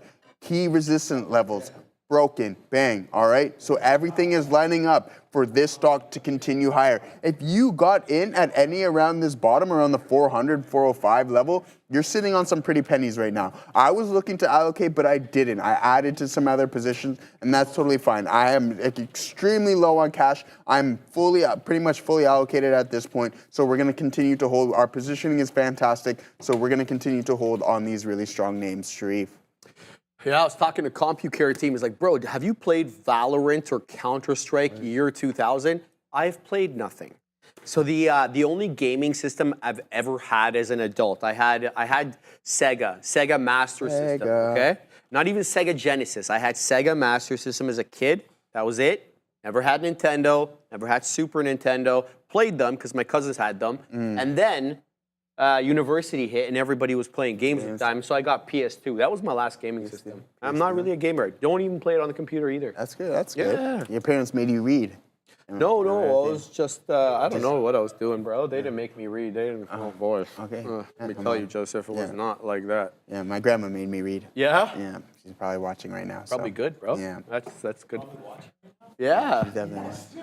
She's definitely watching. My mom watches too. Yeah, she tells me every day. She's like, well, why would you rude to your friend on the screen? Yeah. Like, what's going on over there, man? Like, why are you watching? Like, like, don't you have stuff to do at home? Like, you know what's my going on? grandma's always like, I like Sharif. Yeah. So she's definitely watching. Let me talk about this one over here. SFIX, we took out the top at 88s. This one did work into 95s, but now I'm waiting on the north side of 7. I'm going to wait at 705 on here on SFIX, almost up 50%, 47 and change. We're going to pack our patience to see if we can take out that top. This one, though, I was looking to add on AMPG. And yeah, I'm starting to think that's probably not the right idea here. 210 acting as a major area of resistance. It was initially over here, again over here, yet again at 1145, and yet again here at 1220, acting as resistance, despite the fact that we've had breaches of it, but they've been fleeting. Quite short-lived, and there's no continuation here on AMPG above that level. So I'm going to stay with the shares that I have, and if I can take a breakout trade through the top, I don't mind adding there as well. So those are the positions I'm in right now. And yeah, I was looking also at Apple. All right, so Apple has been holding up, and I haven't been trading the Mag 7 for a while now, like likely almost a couple of months. No, probably not probably like a month. Haven't been trading the Mag. And here's the deal. This has been holding up at VWAP for a while here on Apple. I'll submit to you 1140 is kind of when we really got close to the volume weighted average price. So we're going on an hour almost. It's 12:30 right now. We're going on an hour of a bit of a range here happening between, let's say, 249.50, does breach at times, up into about 249.80, 249.90. So we're really tightening up with respect to the range, but we're also at a critical level. And I like Apple today, possibly as a dip trade here at VWAP, just because of the headline. There's the Broadcom headline, there's the AI headline, and there was also it just running up into today, really without any headlines, okay? Apple's been moving up incrementally, 1% a day kind of thing for the last little while without a headline. So I like the strength of Apple. I think 250 probably is a bit of a resistance level. Whether or not that factors intraday, well, we shall see, but I do not mind picking up something here on Apple in and around VWAP, and then possibly even adding to the position once we do break and take that 249.90. My only concern is that 250. I mean, we breached it, sure, great, 250.80, all-time highs. But do we have that kind of ability to get above 250 today? You know, first time around, we close above 250. I don't know. So I might just, take smaller positions here, and then I can put my local out or my stop below that 249 a third. That's kind of where it wicked into there. Right at 1155 candle. It's at 249.50 right now, which also happens to be VWAP. Breaching VWAP as I speak for the first time since, this candle over at 1205. So it's been a little bit of time here. So AAPL putting in a good day, but it's also setting up as a possible head and shoulders.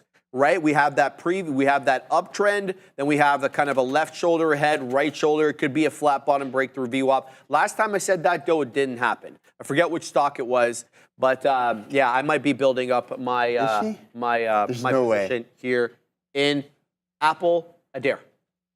Are you lying to me? We're going to take a look here at some small caps, but really quickly, I want to mention a couple things with regards to Apple and Uber. So Apple actually did have a couple catalysts this morning announcing the launch of their ChatGPT integration. That's when we got this little spike here around 8:15. We also did have reports here from the information that Apple and Broadcom are working together in an AI chip, which actually sent Broadcom to the upside. So Apple does have a couple catalysts. Uber, though, no catalyst that I could find, but it is worth noting lately it seems to be moving in antipathy with Tesla's rally. So if you go back to Friday here in the 15-minute chart, this big move to the downside, or this was Thursday, sorry. Thursday we had this big move to the downside as Tesla pushed higher. Today we have Tesla pushing higher towards all-time highs and Uber grinding to the downside. The one catalyst that could be related does have to do with GM announcing that it's going to be canceling its Cruise robotaxi development, but you'd think that would be a positive catalyst for Uber. So UBR catalyst, a little bit unclear, but the relationship between Uber and Tesla is, I think, pretty interesting to note. Now let's take a look here at some of these small caps. IWM making a slightly lower high, but finding nice support around that 237 level. Let's see if we hold at 238, which is where we're currently consolidating. 240, though, has been a huge level for IWM. As of right now, we are away from that level, but we're still up about 2/3%. Let's talk about some of these small caps. We have SFIX. I want to give Sharif a shout out there because he's been involved in this name. This one is Stitch Fix here, 7.6% short float, 7.26% short float. Market cap is $707 million. They did beat on earnings per share and sales, and they had higher than expected guidance for revenue and DPS. Now, we also had Renew Energy, RNW. This one up about 11% here, and actually not bad volume either. We do have about 4.26 million shares traded on the day. It looks like a lot of that, though, is off the open. And they have a catalyst. There's a buyout proposal for this one. $7.07 per share buyout proposal here from a consortium, which includes a variety of different, I guess, investment names. So keep an eye on this. We do have a float here of about 69.3 shares, short float of about 4%, and slightly larger market cap, $1.74 billion market cap there for that name. So there's lots of names to keep an eye on. I'm also seeing WIMI here, pulling up a little bit. This is my WIMI hologram. This is one of those hologram-related names that runs occasionally. We do have volume here of about 2.67 million shares traded so far today, and we've got a market cap of about $87 million. 14% to the upside. Looks like we're trying to get a little bit of a day breakout. Lots of tickers to keep an eye on in that small cap space, guys. Back to you. Well, stuff. Yeah, Joe's grandma in the chat. Unfortunately, I know it's not you, grandma, because it would take you all day to type any message in the chat. So yeah, I mean, yeah, they can probably be friends, but I mean, hey, guys, moving forward, just having a little bit of fun with that. We have 745 votes. We got 25 minutes until we document our fourth trade as a collective unit. You've seen the equity curve so far, guys. So we are buzzing on that front. So congratulations to everybody in the chat. Let's get that up to 1K, and then maybe we're going to document a little early. But I mean, I don't even have to look at the votes to know which side is lopsided, and I'm glad that we're on the right side of that. For this session, I punched in some TSLL. Why? Because we're starting to break. I would have liked to get the bottom of the range on this, but I wasn't paying attention to it, unfortunately. So I would have liked the 30s, and I'm a little bit higher. So I need the volume to step in order for us to break this all-time high with conviction. I do think that it is possible, no doubt, but we're going to need the volume to participate in this one. So again, we might be a little bit earlier. If we come back to this bottom of the range, I'm only going to give it 30, 50 cents or so. Yeah, I think I like this around 30.21, and then we're going to get out of the position, because if it comes back down to these key support levels and then breaches, you know me, I'm going to say we can get a better price. So I like that on that front. So we'll stick to that. Moving forward, I'm looking at some the Adobe options chain just for some open interest, because I know we do have them reporting after the bell today at 4:05 exactly, and I'm just looking to see where the most concentration of contracts is kind of lying. And we're sitting around that 590, 600 level with about 3,000 open contracts around that specific area with the December 20th expiration cycle. So yeah, I mean, we talked about GME and how we had that high concentration of contracts at that $30 mark. And sure enough, we went to 31 and then we rejected on GME yesterday. So that was interesting to see. And I like documenting those types of things. So let's keep an eye out on Adobe.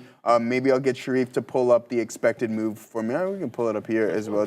On Adobe, yeah. Let's see what our expected move is on Adobe, Sharif, so I don't pull up the options. But we got to keep an eye on this and see what the options market is pricing in 100%. For these earnings reports, folks. But yeah, continue to let me know in the chat what you guys are looking at. Google is still going. Yeah, let's take a look at Google. Oh, wow. Oh, wow. Yeah, so what do we got on Adobe? We got 8.1% last time. We dropped 8.5%. Ooh, okay. So that was an ugly one. And decent options volume, not the biggest here. You got way higher for Macy's. Yeah, for Macy's. So, yeah. Interesting. We were talking, remember Fabian, we were asking him his opinion on Adobe. He's like, look, bro, they're using it begrudgingly because of the whole AI training thing. They're using user images to train their data or their AI models, and people are not happy about that. And you have to accept that as part of the user agreement. Use it or don't use it. Or don't use it at all. Use it or don't use it. Yeah, or find something else to whine and complain about. Yeah, but Sharif, now we have Google moving to again, just pushing higher and higher, putting in some more all-time highs here. We're getting longer, as the boys said on the earlier show. Longer, yeah. Google, man. Hey, it's spin it. What are you in there, Katina, man? Talk to us. 190, 150. So, I mean, I got too much dollar club going on the right side of the desk here, guys. So I'm tired of partying at the dollar club as of right now because they got a lot going. Tesla's back at 415, so we're in it. It's moving too. I'm in TSLA from 30.48, Sharif, now trading at 30.58, using the leverage product there. So again, we're not going to hit the dollar club on TSLA, but the boys are having an absolute fun there. What are you cooking for? $12 in the money on Tesla. So yeah, it's an all-night rager, really. Unreal. The dude's $12 in the dang money on TSLA.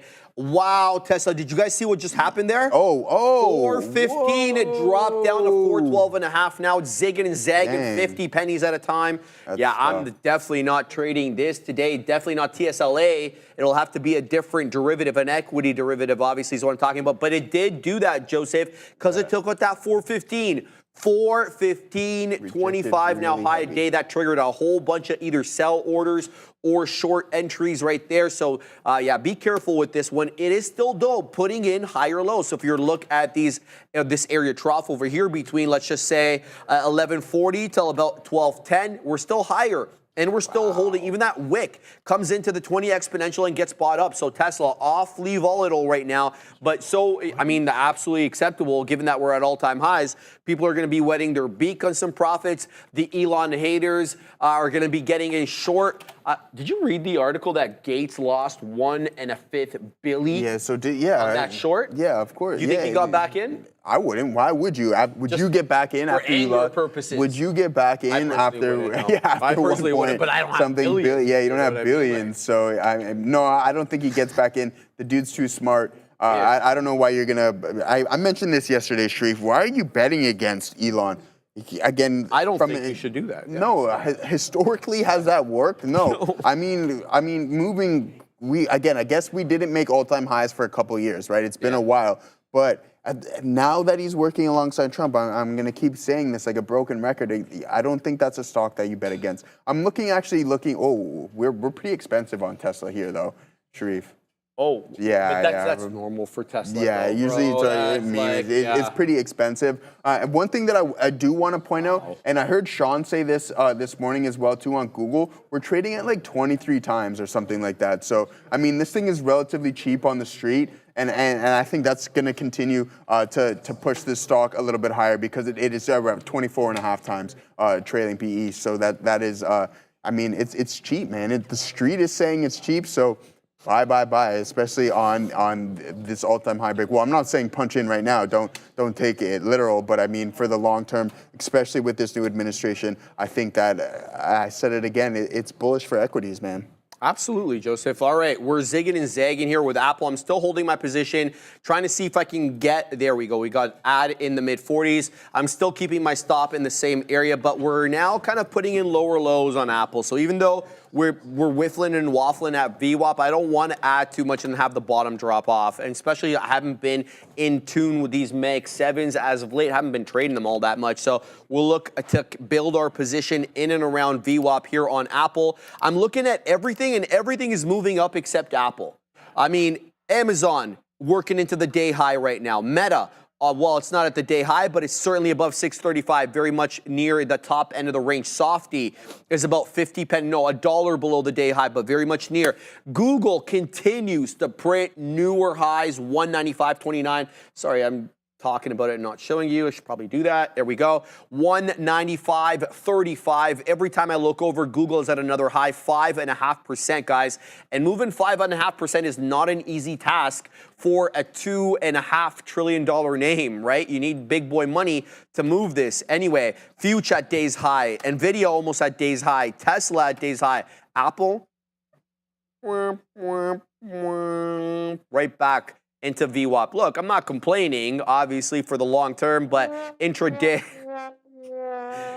I did my own there. I didn't need you there to do that, Ramram. I can do it. But yeah, so I'm looking for this to hold VWAP. That's really all that I have to say about Apple. If it breaches that third of a dollar, I'm gone. Let's see the position that we're in right now on SFIX. Now, this is coming into the 20 exponential. And this is the biggest retracement it's had on the day. I'm talking about SFIX. It's been up and to the right. You've had a couple of retracements over here. Like this is where I got in, 11 to 11:35. We're kind of in that consolidative look. Now kind of feels like we put in a topping tail candle, and we've got a 4-candle red setup on the 5-minute chart right now, but still above the 20 exponential. It's far away from my entry because I've got at the $0.50, but let me tell you, anything below the $0.50 and I'm gone. AMPG, I didn't build my position into this like I said I would at $2. I'm still not 100% sold on it. What's keeping me interested, number one, it's above VWAP. Fine, great. Number two, it's above $2. Psychological support, possibly. And number three, it's putting in higher lows. So this 3-candle setup here on the 5-minute chart at VWAP from 11.25 to 11.35 all held VWAP very respectfully, with the wicks even holding up there. And since that time, we've been putting in higher lows. So kind of keeping me, optimistic about how this one ends up running, but you never really do know. MIND, though, we didn't talk much about this, but I've had it up on the side chart. Reason I didn't talk about it is because I perceived it to have a bit of a double top, and then it breached VWAP. And technically, it's still a lower high. If you were to draw a trend line, you have successively lower crests on every move up. And this looks like it was an earnings winner yesterday. It moved up there at about 4:15, right around the time you would expect earnings to drop, but you didn't really get much in the way of a continuation play. We're still actually below that earnings pop into 610 yesterday, with today being 594, the high of the day. So that's my look right now. Not really much to talk about in Apple, in a couple of small cap gappers, but not doing much at the moment. Joseph. Yeah, good stuff there, folks. I'm continuing to look at Google. Were you just talking about it while I was gone, Google? Yeah, man. It keeps making new highs, it's just continuing to push higher and higher. This thing is fantastic. I know a couple of people in the chat were saying 200. I agree with it. And I like the point that Katina Mann pointed out as well, too. So the street still thinks that it's relatively cheap. So, I think we continue to push higher, gapping up, and continuing within that momentum. What a monstrous day. When was the last time Google ever put in a session like this? Moving, let's see what percentage here. Actually, I can do it a lot easier on this front. Let's see how much we're up today on the session on Google. 6.5 or 5 and a third there on Google. So yeah, it's been a long time since Google put in a monstrous day. But let's just zoom out here on Google, okay? And I've said this for a long time. This thing is super strong. At what point do you just get and just realize and just come to your senses and say, hey, you just buy the dip on this thing, because it just continues to move higher and higher.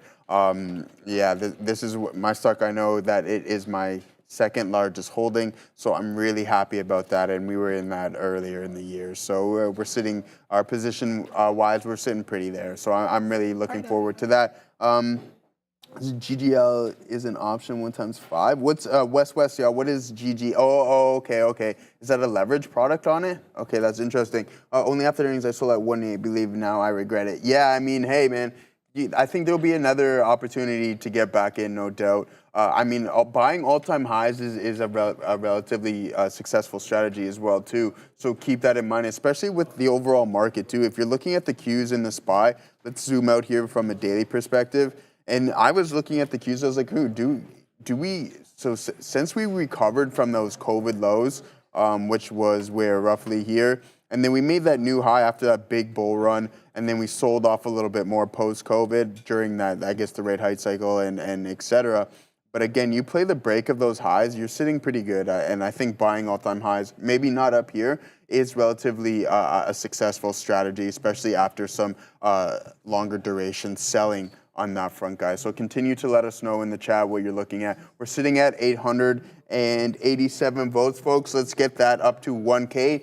We got about 13 minutes left, and then we're going to switch it up, and we're going to document our trade. You know how it's going to work, everybody. We're going to send it off to Sharif. He's going to tell me the numbers to punch in. We're going to punch the numbers in on our Excel spreadsheet, and then we're going to add those into our cumulative P&L at 1:55, just before the end of the midday show. But I was thinking, man, because I think the name of it is Trade of the Day. I kind of like that name, so that sticks. Bang. So I want one of those. You know how we get the how to trade introduction? So at 1 o'clock, I went bang, Trade of the Day. I want one of those there. Is that a lot to ask for? Of course. Yeah. You got to deal with the Chilean. I got to deal with the Chilean. But you know what? When you ask, he does deliver. He does. He's got a lot on the hopper. He's got a lot on it. So maybe we won't bug him. Yeah. All right. So maybe we ready to go? Ready to go. Oh, we got an ad read.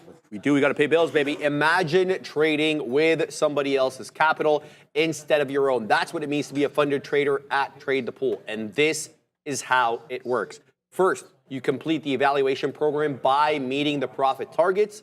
Once you succeed, you trade the Pool's capital, which allows you to trade with up to $260,000 in buying power. The best part is you keep up to 80% of your profits while the firm takes all the risk. It's the ultimate way to trade, whether you're a beginner trader or a professional trader. So go on and check out tradethepool.com. Scan that QR code on the bottom right of your screen, or check the link in the description for more information. Shout out to the great folks there at Trade the Pool. I did get stopped out of my Apple position, and that annoys me. Did you long it? Mm-hmm. I did. I tried to take VWAP. Yeah, I was just gonna say I kind of like it right here now too. I might get into it now. Well, that's the thing. Like, I mean, I put my my beak wetter, my stop below 30s. I said, look, 30s is a good line in the sand. It hasn't been below 30s, but it's continuing to put lower lows and lower highs. So sorry about this wick that came in. I'll have to adjust that in a second. But Apple moving in the opposite direction of literally every other Mag 7 name. They're all up and to the right. Apple really the only one right now with a downtrend. Maybe I didn't give this enough room. I won't be able to find out because I'm not getting back into that. I'm not going to trade these large caps when I am trading the small caps lately. ASST, people are saying. Yeah, look, I saw this one spike on volume earlier in the pre-market, but it is, again, trading below VWAP. So it's going to have to get above that 70 penny range, which is actually currently the high of the day, because it did reject VWAP right at 11 o'clock. If it does get up above there, in fact, here's what I'm going to do. I'm going to put a 72.5 penny alert. So if it does weasel up there, we can keep an eye on it. But most notably, it has a very definable pre-market high at around 82.5 pennies. It's going to have to get up above there before I trade it. So yeah, number one, it's got to get up above VWAP, but it's also going to have to work its way up above 82.5 pennies. It's got to take out that pre-market high for me to get long on this name. So we're going to keep that one on the side chart. And if it's tradable, we shall absolutely work our way into it. Let's see what's going on with SFIX. We still have like a couple of more outs over here, but I may have to take it a little early as it is now breaking down below the 20 exponential moving average on the 5-minute chart.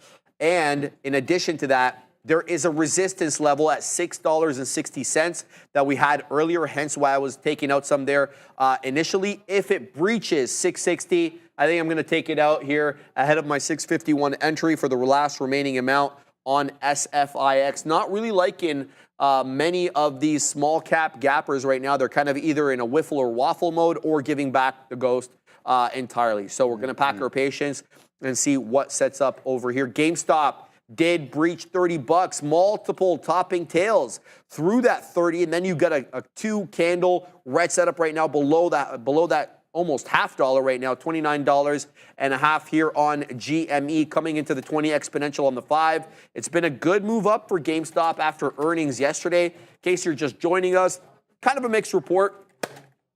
Revenue and sales continue to fall, right? So they're not selling as much as they were. However, due to accounting and efficiency purposes, they are able to eke out a profit, whereas this time last year they were in a net loss, which is good. It's great that you have good management skills and efficiency skills, but it's not so good that your business model, your revenue is decreasing, because that's not showing proof of concept. Largely, I don't know. I don't know what the turnaround story for this is. I don't know why people love it so much, man. I don't understand too much about gaming, so I don't like to, pretend like I do understand. But the thing is, like, most people are downloading their games, and from what I'm reading, you're not even going to have to download games anymore. You're going to stream games, especially with higher speed internet. So I don't know where GameStop fits into this whole thing. So Dude, the most popular games are free that you just download on your computer even or on when your. they're not, Joseph? You know what I mean? You just download it, right? Yeah. Like Fortnite and Call of Duty, they're free. Like then they. I didn't know that. Yeah, they're free, man. Yeah, you just. in-app purchases? Yeah. What, you want to play or? No, yeah. Actually, I don't mind. It's a first-person You wanna shooter. play? Right? Yeah. Yeah, I'm all about that. Like. Say that again, Raymond? Rocket League, yeah. Obi wants to make sure that everybody knows that, what's it called? Rocket League. Rocket League. Yeah. Car soccer? Yeah. Yeah. Bro, where? Oh yeah, man. I'm Well, old. I asked. That's all I gotta say I about caught that. some I'm heat old. last time. I'm like, I don't know what Rocket League is. They're like, well, you don't know what Rocket League is? Like, I know, I don't have, but now I know because I caught heat from it before. But now we know what Rocket League is. So, I mean, it's car soccer, dude. Have you ever seen it live? Have you ever seen the dudes on the I have no idea what you guys motorcycle? are talking about, brother. Like, I will, Ram. We're doing a show right now, if you don't mind. I want to read what people are sick. writing. Ram, you're such a Yeah, you're a menace. The basket case, Sharif. It was never about statistics with Jimmy. It's a movement. Yeah. Throw everything else out the window. That is a very valid point. It is a movement. It's a cult. It's culty. It's culty stuff, right? But let's just be realistic on the fundamentals of the stock, right? They kind of reflect the technicals of it, other than the squeezing. I mean, the squeezing was kind of a black swan event with that high short flow. Sure. Squeezes, everybody gets involved with it. And then now they create that Netflix documentary about it and everything. But I don't think that we can get back to it just because of those fundamental metrics of the short float not being the same And it's size. not the same anymore. No, it's still, not there's the like same. 10% or whatever. Yeah, exactly. Let's I go on to read don't some more of remember these. what the can short find out float right now. was I'll find at out that right time, now. but it was significant. It was. Hence why it traded the way it did, right? 8.34 says trade ID. Right now. Yeah. So Correct. yeah, you know what I mean. That's not what it was Kyle, back in the day. no gamer is using GameStop. Game over, he says. Yeah. We got a person, I can't pronounce their name. GME's a meme stock. Stores are dead, in my opinion. Let's see what else. Nick Trovato. I can promise you no one will be streaming games. That is always horrible. I know, brother, maybe with the current technology that we've got, right? With, high-speed internet maybe not being at its full capacity, but what if that changes, right? And my understanding is that it will change, and I don't think we're gonna get slower internet. I think this kind of goes one way, but I respect your opinion, man. Let's see what else people are saying here. DJ Deckard Kane, GameStop is a sinking ship. It's the meme coin of stocks. They're trying to make it by selling trading cards.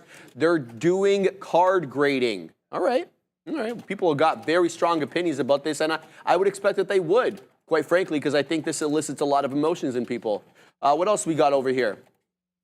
Nick Dubs telling me he saw that AVGO Apple news. I love the setup for AVGO going into earnings here. Yep. People are liking AVGO. 4XAU, one of the great contributors in the chat, goes on to say, no different than Berkshire. We love Warren Buffett. Believe in him. I could give two poops about what stock he's in. Fair enough, man. Well said. The Spiled one has arrived.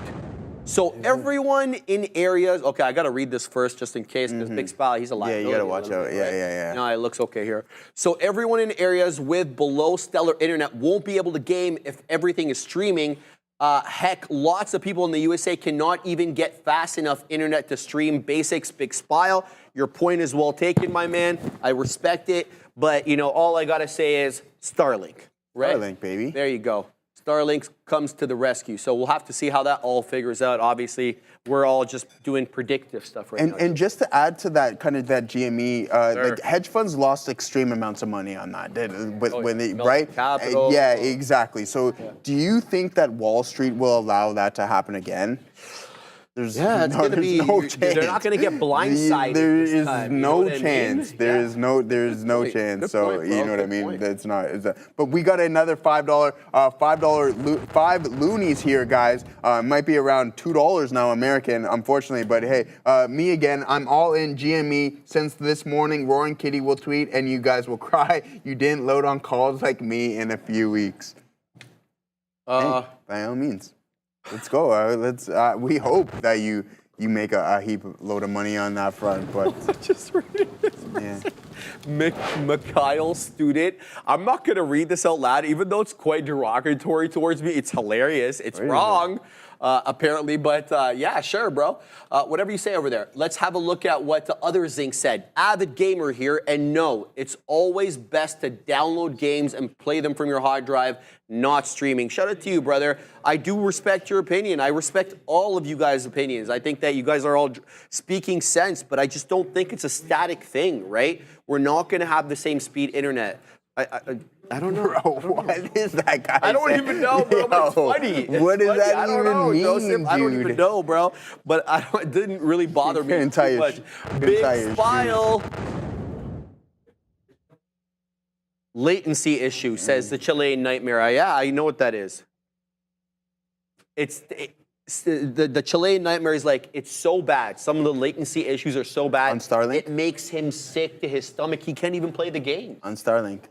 Well, no, just in general, when games are slow, the latency is kind of what's holding it back. Yeah. Actually, Starlink was advertising quite good late. I think 40 milliseconds or something. Fabian, is that good? 40 milliseconds? That's far, he says. Okay.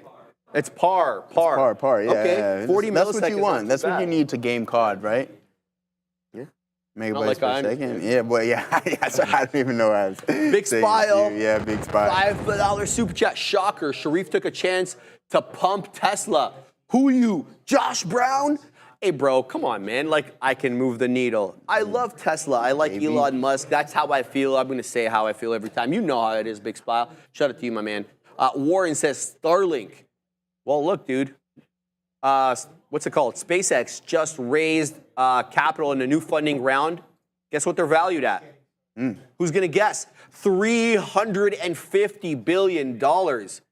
So to me, that's big. All right, I want to talk quickly here about a trade that I got stopped out of. So AMPG, Ram was doing its best to break above that $2.10 area resistance that we talked about. It worked its way to 215. Then the bamboozlement came in fast and dang furious. So it dipped into below my exit. So we're gone on this one. We are done. AMPG, still very positive on it though. Took out the majority of the position. Keeping my eye now on SFIX as this one's curling back into that 690-ish area. Here we go, 682s. I'm waiting on the north side of 7, so by definition, we're going to have to take out that high of the day at 695 for me to get printed. So keeping my eye out on that. I also see GME got a nice little dip by there if this continues to the high side, but it did dip with a hammer candle, kind of a bottoming tail candle through into that 29 and a third, 29.40, and now we've got a candle green setup over here,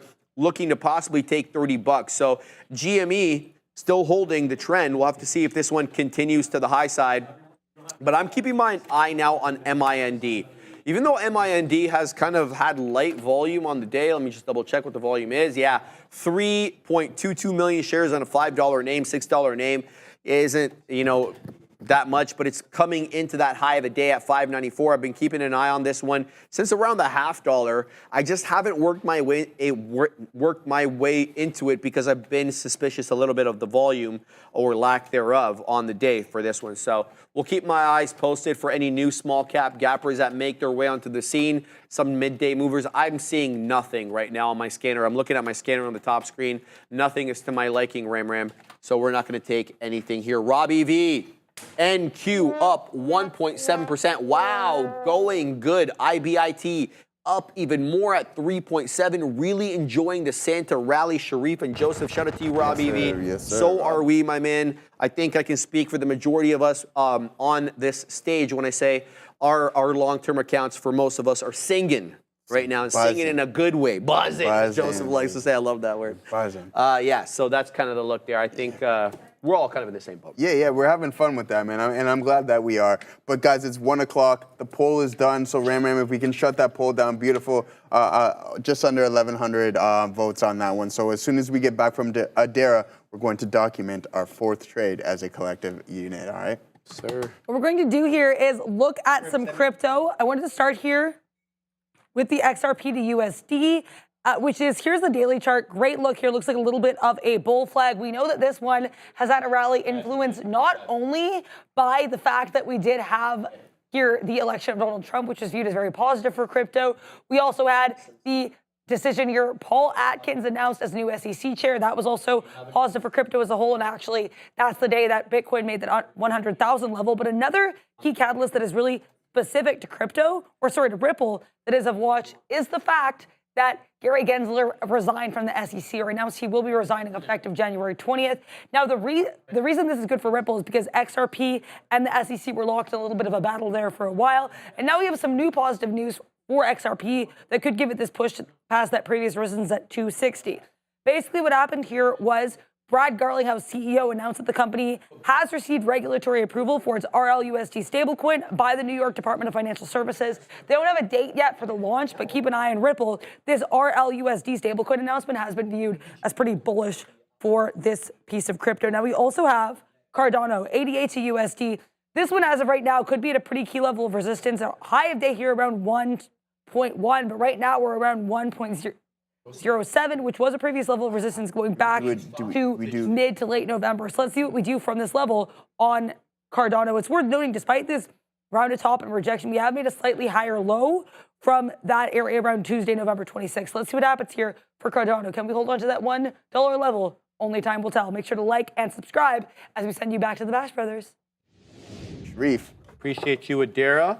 What are you looking at, Joseph? Sharif, it's that time though, brother. Before what I'm looking at, it's time to document this. Oh, my bad. Let me bring it up. It's that time, baby. So what time is it? 1:04. Let's get into this 1:04 position. right now. So we're gonna look at Sharif's screen right now, just so we confirm that, and then we'll pull it up over to my screen in the SPY. So Sharif, what is our entry price on this one? 608.38. 36. Whoa, we need every penny there, my guy. All right, target price. So 610.36. Okay, 610.36. Beautiful stop loss. 607.36. 607.36. Beautiful on that one on the stop, guys. We're literally punching it at highs. Yeah, we're punching it at highs. That's what I said. We're in for a tough one, I think, here, folks. But look at that beautiful equity curve. This is exactly what we want to see. She's not showing. Oh, you're not showing? Oh, okay. Yeah, pull up we got the top. We need to see the latter half of it here. My full thing here. Do I need to move it up? Ram, can you put it on Joseph's screen just entirely? Yeah, entirely. We're going to picture. Yeah, hold on here. Hold on one second. Now we got it all combobulated. All right, beautiful. Look at this equity curve here, folks. This is what you want to see. Beautiful. And I think we're in it for a tough one on this front, especially punching in at the highs here. But let's see what we can get from it. If we don't get stopped out, that's fantastic. We have our cumulative right here and that beautiful sloping equity curve after four trades, or 3 trades as of right now. So sitting at 2 and 1. Let's see what we have, guys. The metrics are always going to be the same. And then maybe I was thinking last night, I know Adara had some really good points, and I was thinking about some things as well too. So maybe we combine both of them. But let's collect a sample set, and then we can maybe pop onto the options chain, Sharif, and do it from an options standpoint. Yes, you know what I mean? Bang. So, yeah, hey, man, we're innovative, man. That's what we like to do around here, guys. We're having fun with that one. Sharif, what are you cooking up, my guy? The Katina Man is now short Palantir. DVDR says our size is too small on that trade. What do we take? How many shares? 100. 100 of a $600. Yeah, it's too small. All right, it's all right. It's right. Sorry, brother. We need to do more, Joseph. Shout out to DVDR3. DVDRD, no, whatever, bro. Yeah, whatever. I'm keeping an eye on GameStop here because $30 level is back in play, Ram. We got into that 30.05. That's where the closing print rejected last time, despite the fact that the high of the day, I do believe, is 15s. We're at 05s right now, and I'm trying to make a decision as to whether I want to get into this or not. It's all good, Katina Man. What do you got over there? Reload it. The Katina Man's reloaded IBIT at 56.80. So he's going long IBIT right now as BTC's above 100 again, right? Yeah, 100,184 right now is what I'm seeing on Bitcoin. But what I'm talking about GameStop now, because I'm trying to think of whether or not I should get in. And if I get in, where do I get out if the $30 level break fails? Well, the last area trough was 29.35. I'm certainly not going to give this 70 pennies. The right entry obviously would have been on the 20 exponential moving average. You know what? Here we go. We're just going to get long right here. We'll give it a try. I'm not going to give it too much in the way of room. If we end up moving up, we'll wet our beak and see if we can eke out some profits here on GameStop, knowing full well we're punching in at resistance. And there it is. There's the failure of 30 as it zigs. It zags with that $30 area. Maybe we'll get where is that? I know these are the AMC apes, but kind of, similar look here, similar look. So we're going to hang out at 10s for the first beak wetter. We'll layer some orders in case this squeezes. We'll take advantage of the move up. So in GameStop right now, Joseph, also in Stitch Fix. Oh, you're in GME? Mm-hmm. Okay, I see you. Yeah. Well, we're taking it here just to kind of keep things interesting because I can't really find another good one to take except this one. MIND, it continues to do well here despite the fact that it is below $6, and I am worried that it will find resistance right at that previous high at around 596, 595. So I like this one. It was a great recovery off the low, but Yeah, a bit of a tougher look for me to get into right now. I need to see a bit more. Joseph, what do you got? Yeah, I'm looking at GME as well too because I was in it earlier, but now I'm still holding on to this TSLA as Tesla continues to move higher. Now officially all-time high is sitting at 415.78 or 80s we'll call it, and continuing to move to the northeast, guys. So fantastic session on Tesla, and sure enough, the market is following the same. We're kind of consolidating at the highs now. I think DJ Deckard said, if you're not punching in at the highs, then what are you even really trading? I don't even know. Like, What do you say to that? Yeah, no, he's not wrong. So I like that one, DJ. Pardon me? Yeah, no, exactly. No, you're not wrong. Especially being a breakout trader, you want to buy high and sell higher. So really, are you even trading if you're not punching in at all-time highs? But what, GME? Yes. Oh, yeah.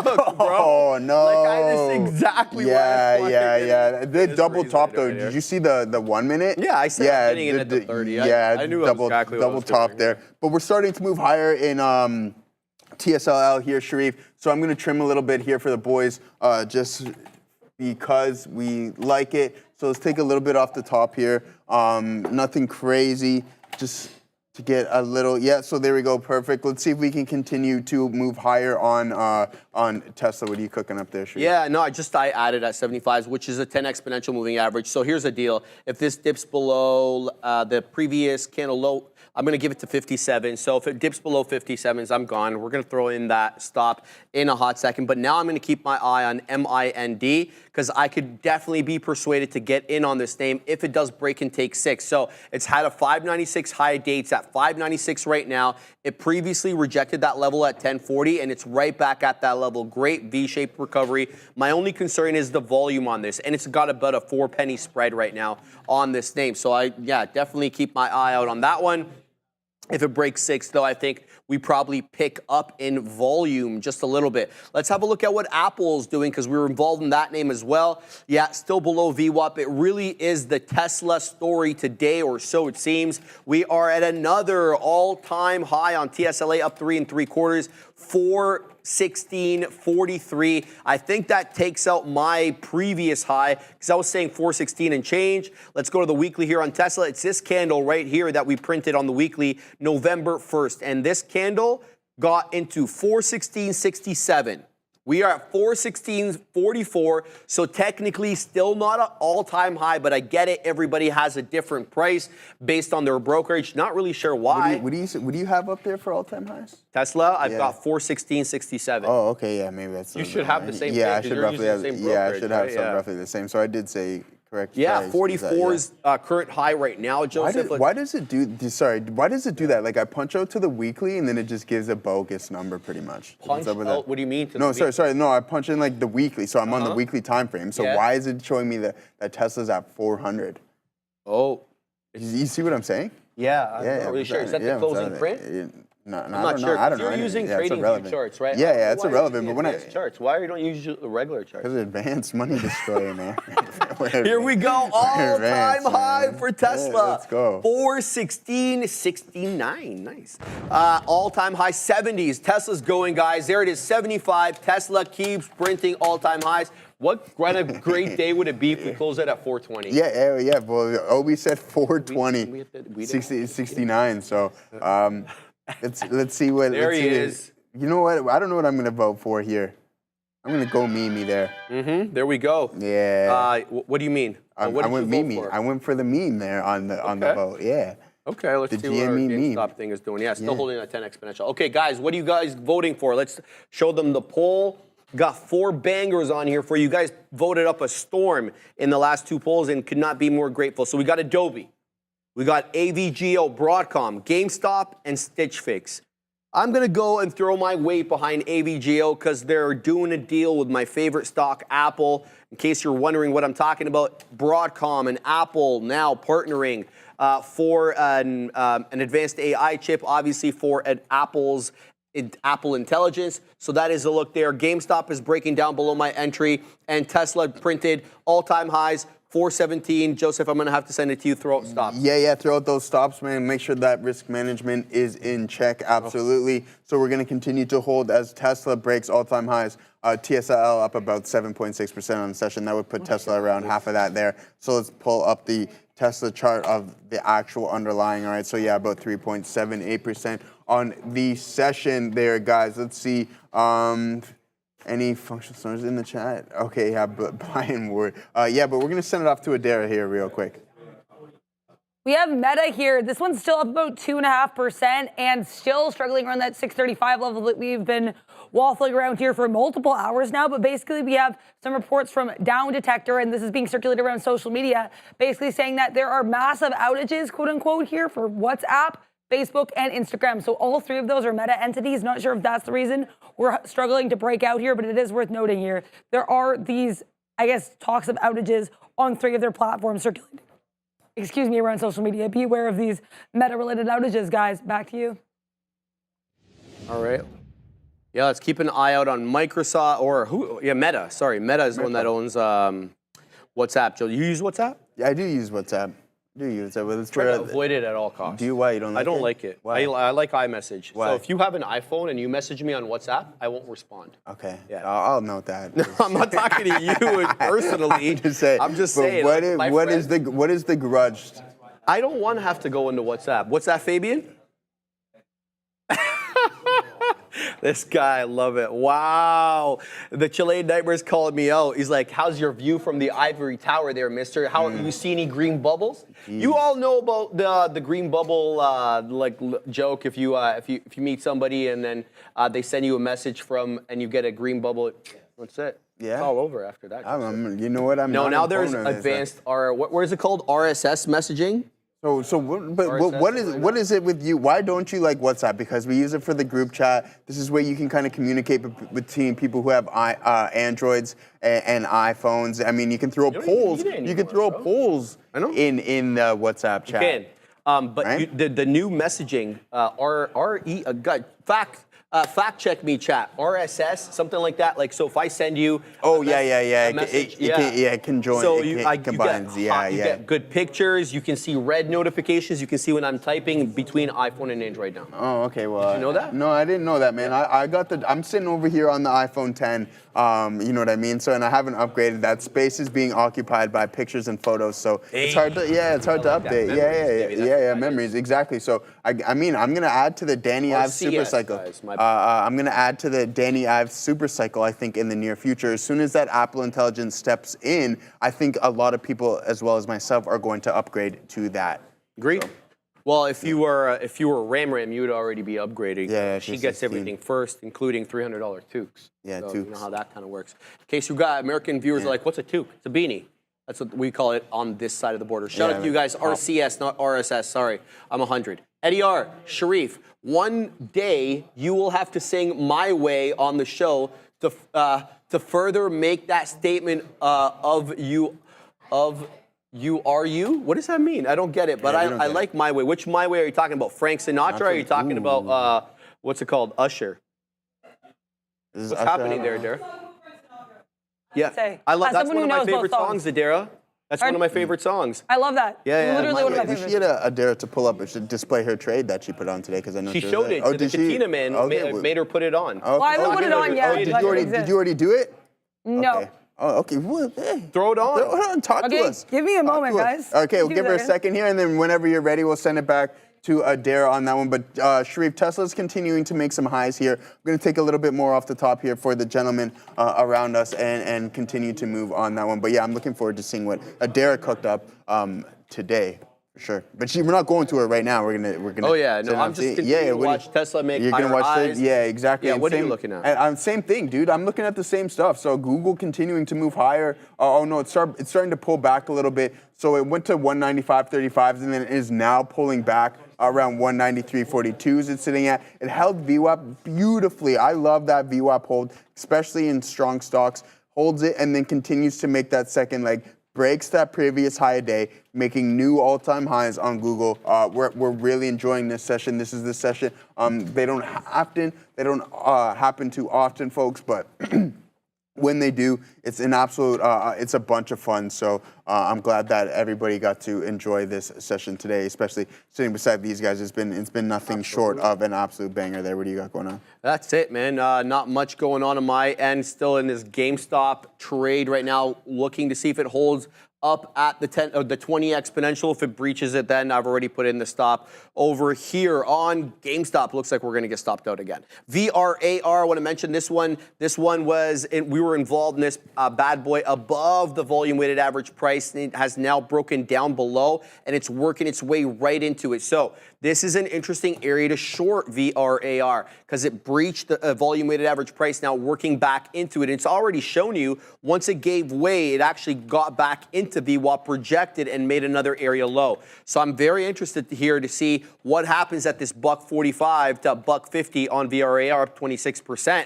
but still looking to give back a little bit over here. What do we got? MIND continuing to hang out below $6. This is looking like a double top. Maybe wait for the breach of the 10 and the 20 before really looking short. I wouldn't get short until it breaches 550. It's got to be below VWAP, MIND. It breaks 6. I could definitely be interested in getting long on this bad boy. SFIX really doing nothing at this point. Kind of really dropping off in terms of volatility. Seems to still be respecting the 20 exponential moving average on the 5, but the other side of that coin is it's putting in lower highs.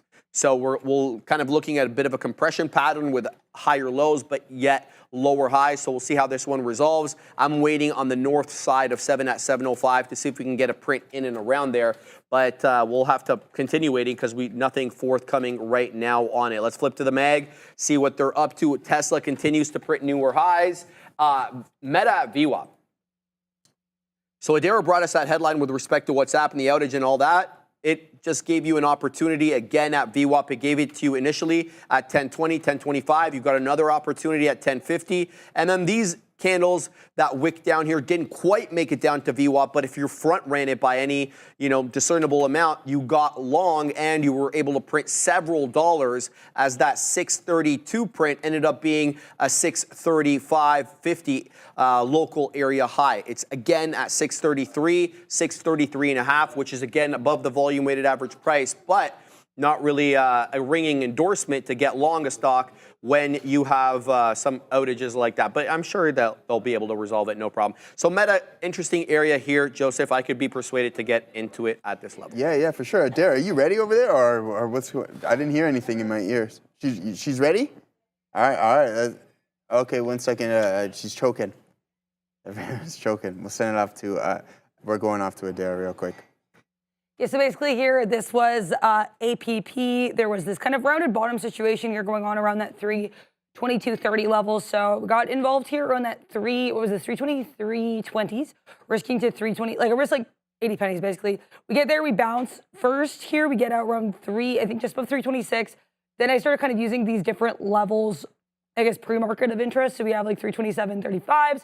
Then we have just above 328s. The last piece that, the grace note, if you will, is just below 330s. It's where we took the last piece out there. So 323.20s to 330s on APP, which is not an earnings play, but kind of still continued reaction after they were not added to the S&P 500, which everybody kind of thought they were going to be.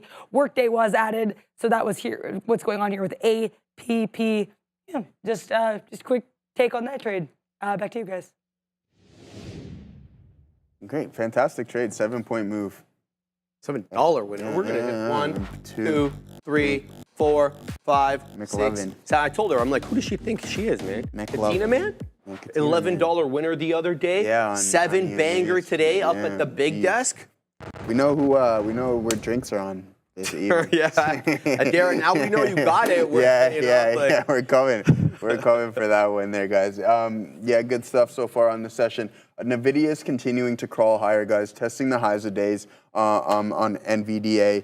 kind of waking up from the slumber that it was in for the past little bit. So let's see if it is holding these support levels really well. So let's see if this thing can start to wake up and continue to move and push all-time highs like the rest of its peers are doing. Totally. So I think that's feasible in the near future, guys. So keep an eye on this. I mean, hey, I think a lot of people are just buying dips. If you can get within this consolidation phase, and the more I look at this, I'm going to actually pull up my options chain right now because I do like this for a potential bull put spread, BPS, just because of where it's sitting. I don't think that we decline too much further on NVDA, especially because of what the overall market is doing. So we're going to continue to look at that. I'm going to pull up the options chain right now, folks, actually, and see what's going on with NVDA and see what we have going on for potential next week expiry and what those 10 delta strikes is going to be offering us. All right, so let's take a look here. So December 20th, 2024, I'm going to look at the 10 deltas. That's going to put me around 132. So sitting around right where we are right now on an NVDA. So you'll collect about 95 on that, constructing a $5 spread, putting us at 27. We'll collect about, whoa, I really like that. So maybe we'll construct that. I do like this for the upcoming week. So we'll keep an eye up on NVDA for the potential bull put construction, but we are going to send it off to Adara. Do you have some news here? BAC getting its largest volume candle on the day here so far in that 3-minute chart. A couple minutes ago, we're still seeing continued moves up. And I just found a reason why I'm seeing this circulating on social media. We do have BAC here, CEO Brian Moynihan making some comments here. We know we've had some bank CEOs talking over the last few days at this Goldman Sachs conference.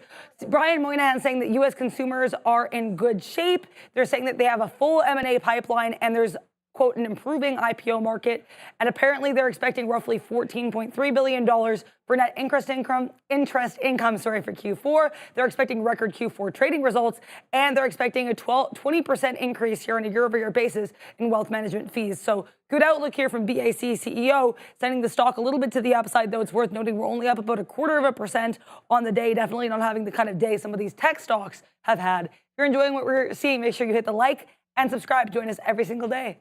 Back to you guys.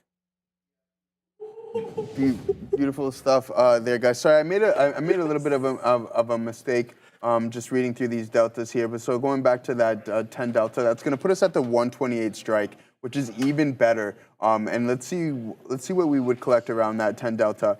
Yeah, around 44 cents you would collect on that. Constructing a $5 spread. That would put us around the 123 strike price as well, too, hedging that at a 23 cents. So that, yeah, I like that one. So around 21 bucks, I think, roughly, if my math is correct, that you would collect with an expiration of December 20th. That gives you a 90% chance of a probability of profit. So keep that in mind. I think I really like that one, guys, so far. So I'm going to look for that. What spread would you use for the BPS play? A $5 spread, Lee Ducky. Yeah, as I just mentioned, using the 10 delta puts as our short strike. I really like this. I think I'm going to put this together when there, Sharif. What do you All right, we just did well on Meta. Took that VWAP bounce, did quite well, then fat fingered added instead of taking it out. So, yeah, that's the kind of, yeah, it's just, it's tough there. Anyway, got long 633.40, took the best profit taker there at 634.25. So we'll look to see if Meta wants to hold up at the volume weighted average price a second time here.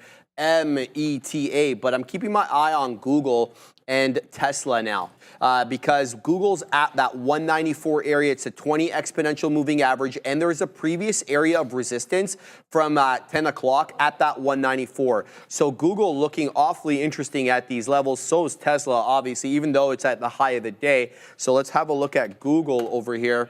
Looking really good, possibly. Let's see what the situation is. Is it going to take that 194 or is it going to whiffle and waffle? Right now, it's a nice move back up, but as I mentioned, 194 was a bit of a level earlier on at around 10 a.m. Let's see if it takes it. Let's see if we can get in here on goggles. We're going to punch long on goggles. Give this one the old college try. Let's see what happens if it wants to run back up maybe into local area highs here on Google. Great like few days here for Google, no question about it. So we're going to pack our patience, see if we can get something on that one.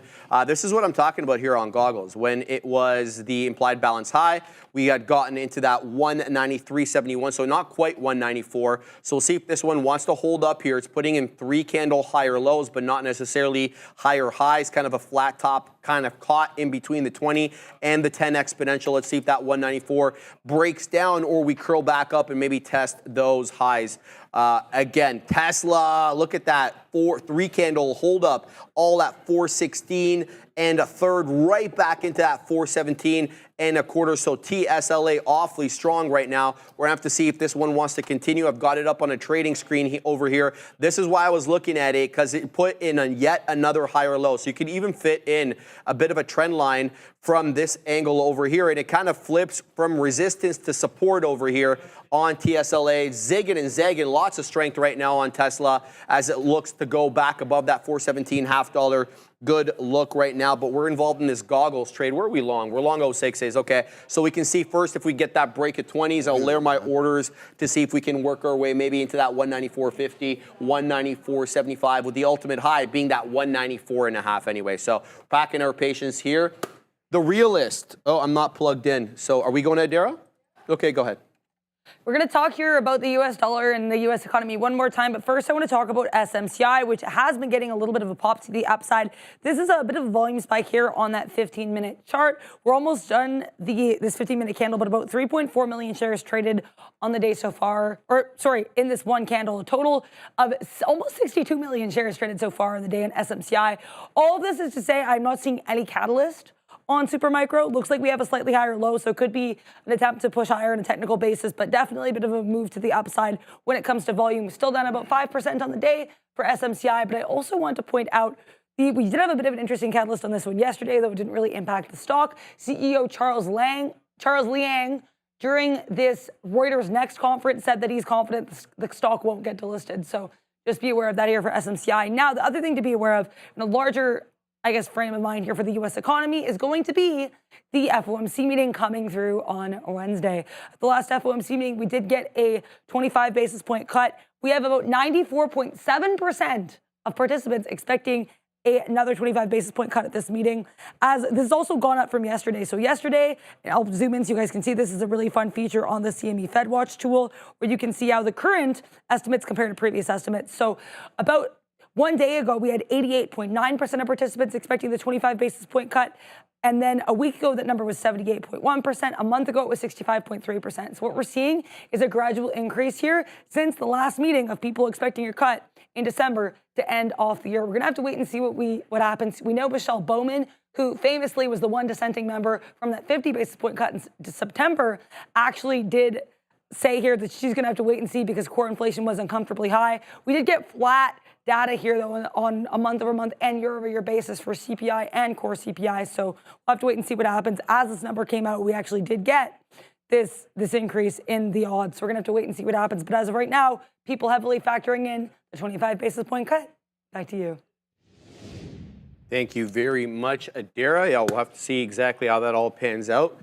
Yeah, what are you looking at, Joseph? Yeah, no, you know what, Sharif? Someone pointed something out in the chat, and they asked me, Joseph, would you sell covered calls on Tesla? I don't, and this is my opinion. The stock is working. You want to sell covered calls to protect that potential downside, okay? Right? You don't want to be selling those calls into strength. There's no need to, especially when the stock is appreciating. You don't want to have that stress of being short options at a higher strike price and then potentially getting those assigned. I mean, if you're using your delta metric or you're selling them far out the money, that's totally fine. But if the stock is appreciating, just let it do so, because the stock will always appreciate more than the premium that you collect on a covered call.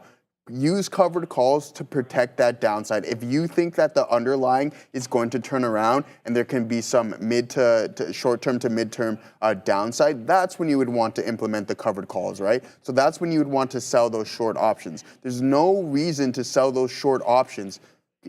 Man. Man, I don't know. There's no reason to sell those short options going into strength, okay? That's just my opinion. You can do what you want, but there's no reason. The stock appreciation will always equal out to more than what the premium you collected, so don't give away those gains. Just use those to sell those calls to protect the downside when it is moving lower, okay, not when it is appreciating in price. What do you got going? All right, man, we're taking out some levels here on Google. We just got 3 out so far, so good look here at Google. About 25 pennies in the money. Let's see if this one wants to run up. Got it in at the 20 exponential, so now I'm waiting here at 42s. Let's see if we can get that filled, printing 31s. Keeping my eye on this one. Here comes 38s. Let's see if this one wants to ascend and print new highs, and here we go. Bang! All right, good. Let's let this one run. I don't have too many more up in this. You know what? So appreciate it, Joseph. Let's let this one run, man. I haven't traded mega caps in a while, and we're traded Meta, and we were trading Google today. Meta VWAP hold, Google 20 exponential hold and curl. Great look for both. Obviously, Google, the better of the two, 5% for goggles, a little bit less than 2.5 for META. But it's really the Tesla show today. I would say it's a Tesla and Google show. That's not fair. We can't isolate Google alone. It's up more than Tesla, actually. 4% for Tesla, 5% for Google. The Fuchs is up 1.86, 21,800 Katina, man. We could see 22,000 awfully dang soon. It's been a rocket ship. There he is. He's got so many dollar winners that he's riding the burro, and the burro's money as he moves through the screen there. So shout out to the burro, in case you guys don't know. That's how you say donkey in Spanish. Don't know, don't ask why. I will not answer that question. Just chill. Sorry, can I point one more thing out where we were just talking about covered calls? Steven Chidler's had an amazing point as well too. He says, I sell covered calls to offload positions that I'm looking to offload as well too. So that is a fantastic point. I really like that you point. Yeah, well, because now if you sell a covered call and it gets assigned, you can select that strike price. So that's a price that you're comfortable of selling those shares at. Okay. So yeah, so I like that. It's a really, really, really fantastic point. I can tell you're a savvy vet in that front. Continue. I love that, man. Yeah, savviness is it's a good quality to have. Yeah.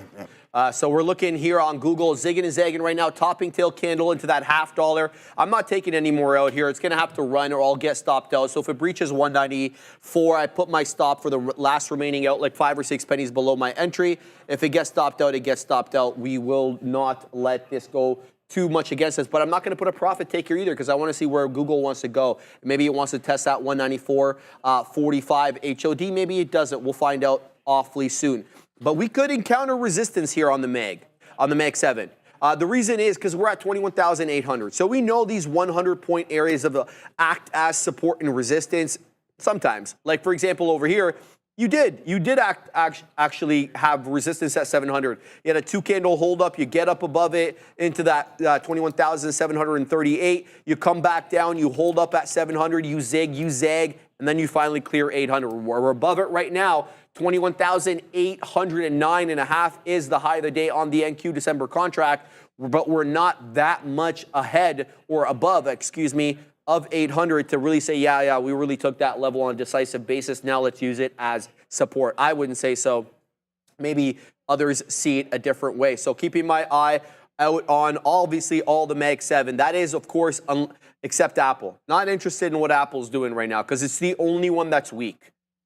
Everything else is above VWAP. Every single Mag 7 is above VWAP except Apple, including NVIDIA, which, Joseph, is taking out the high of the day right now as we speak. 139.49 HOD, that $0.50 is coming in. And the thing is, some people were telling us, yo, bro, keep your eye out on 138 because this was a multiple topping tail candle rejection area. 830, you had it again at 9. You had it even through the IB high at 950. Then you finally got it decisively there at 12 o'clock, noon hour. We took that level, but we do have to pay some bills up at the big desk with Adair.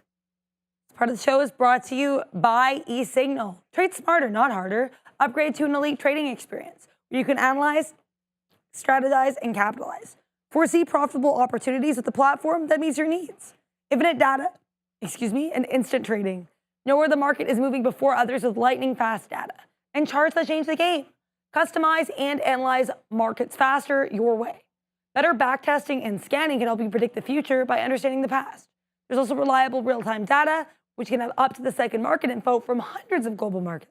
That's everything you need, all in one place. Don't miss a beat. Execute your best trades now. Back to you.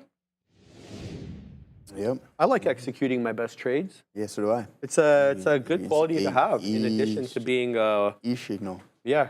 Why did you say it like that? I don't know. All right, Come on, guys, it's Bitcoin. been a great day on these here markets, man. I don't think many of us have many complaints, whether you're intraday trading or you're holding in the swing or your long-term portfolio. Markets at all-time highs have a way of just making you more cheerful. I'm just speaking for myself. But yeah, it has been a good day on these markets. Let's have a look at what some of the other names we're involved in.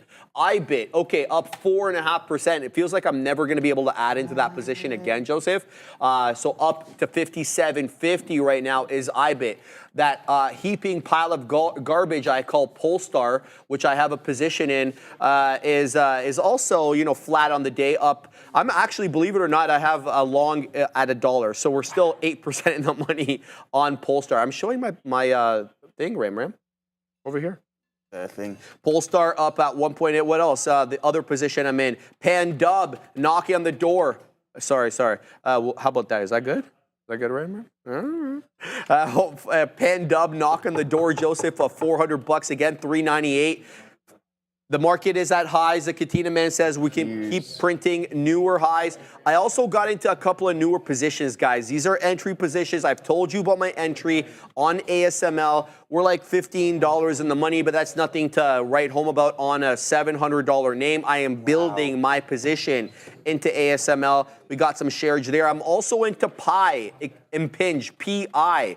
I like that. It's about 30% off all-time highs. I'm not a big It's Pi an guy. Internet of Things and a semiconductor name, Joseph. So I'm building a position to a couple of newer trades. Just want to let you know what I was weaseling into there. So a couple of decent day, man. Nvidia is on one, guys. Nvidia is about to take out 140, 139, 74 right now, Katina man. Nvidia keeps moving up higher, taking up the market with it in general. Meta also holding VWAP like a dang T. Beautiful look here for Meta. Really lamenting having fat fingered out of this. But there we go, 635 incoming here on META. Great hold up above VWAP, a predictable level to get in and a predictable level to put your stop below. So META giving you opportunities right now. So is a lot. Tesla though, pulling back. So let's talk a little bit about that, because we printed all-time highs on the Cybertruck today. Intraday, wick, or otherwise, we've never been at 417.86, and that is the high of the day right now on Tesla, up 3 3/4. It is now, though, Joseph, breaking down below the 10 exponential moving average on the 5 for the first time in a hot minute. We'll have to see if it closes that way. The 415 level, or 415.25, seems to be where the 20 is. Price action resistance around that 415.5. Like, look at that. Between 415 to 415.5, we had a bit of a consolidation range here from, I want to say, from around 1230 to when we took that level decisively at 105. So about, 30, 35 minutes worth of a range. Do we hold up at 415, 415.5 now on the curl back down? We'll have to wait and see, but keep your eye out on this level here for TSLA. You also had this topping tail candle at 1135 that also came into 415. So 415 seems like an interesting area here off which to get long.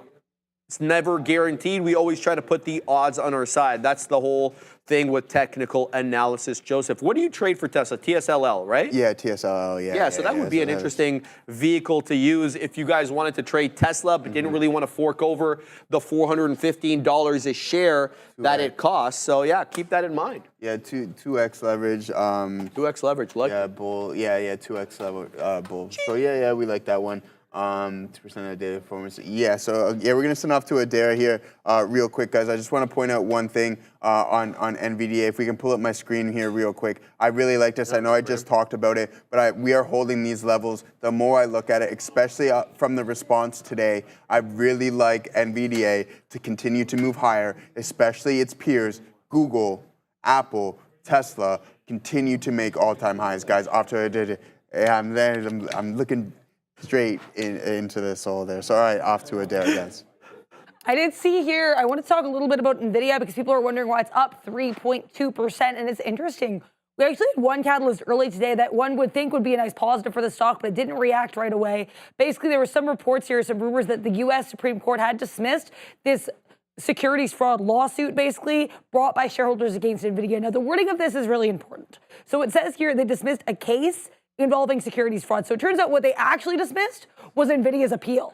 So this securities fraud lawsuit is still going to go through, but this was not rectified or clarified till about 12:50 p.m. So until about an hour ago, the stock was moving higher on, again, seemingly news that this NVIDIA lawsuit is not going to go through. Now, it turns out actually the lawsuit will go through. What was the only thing dismissed here was NVIDIA's appeal against this lawsuit. So there is an appellate ruling which will allow the case to go forward. In case you missed it, back in, I believe, the late summer, we did have some shareholders suing NVIDIA, basically saying that they didn't like how NVIDIA was investing some of its money, so they had some concerns about that.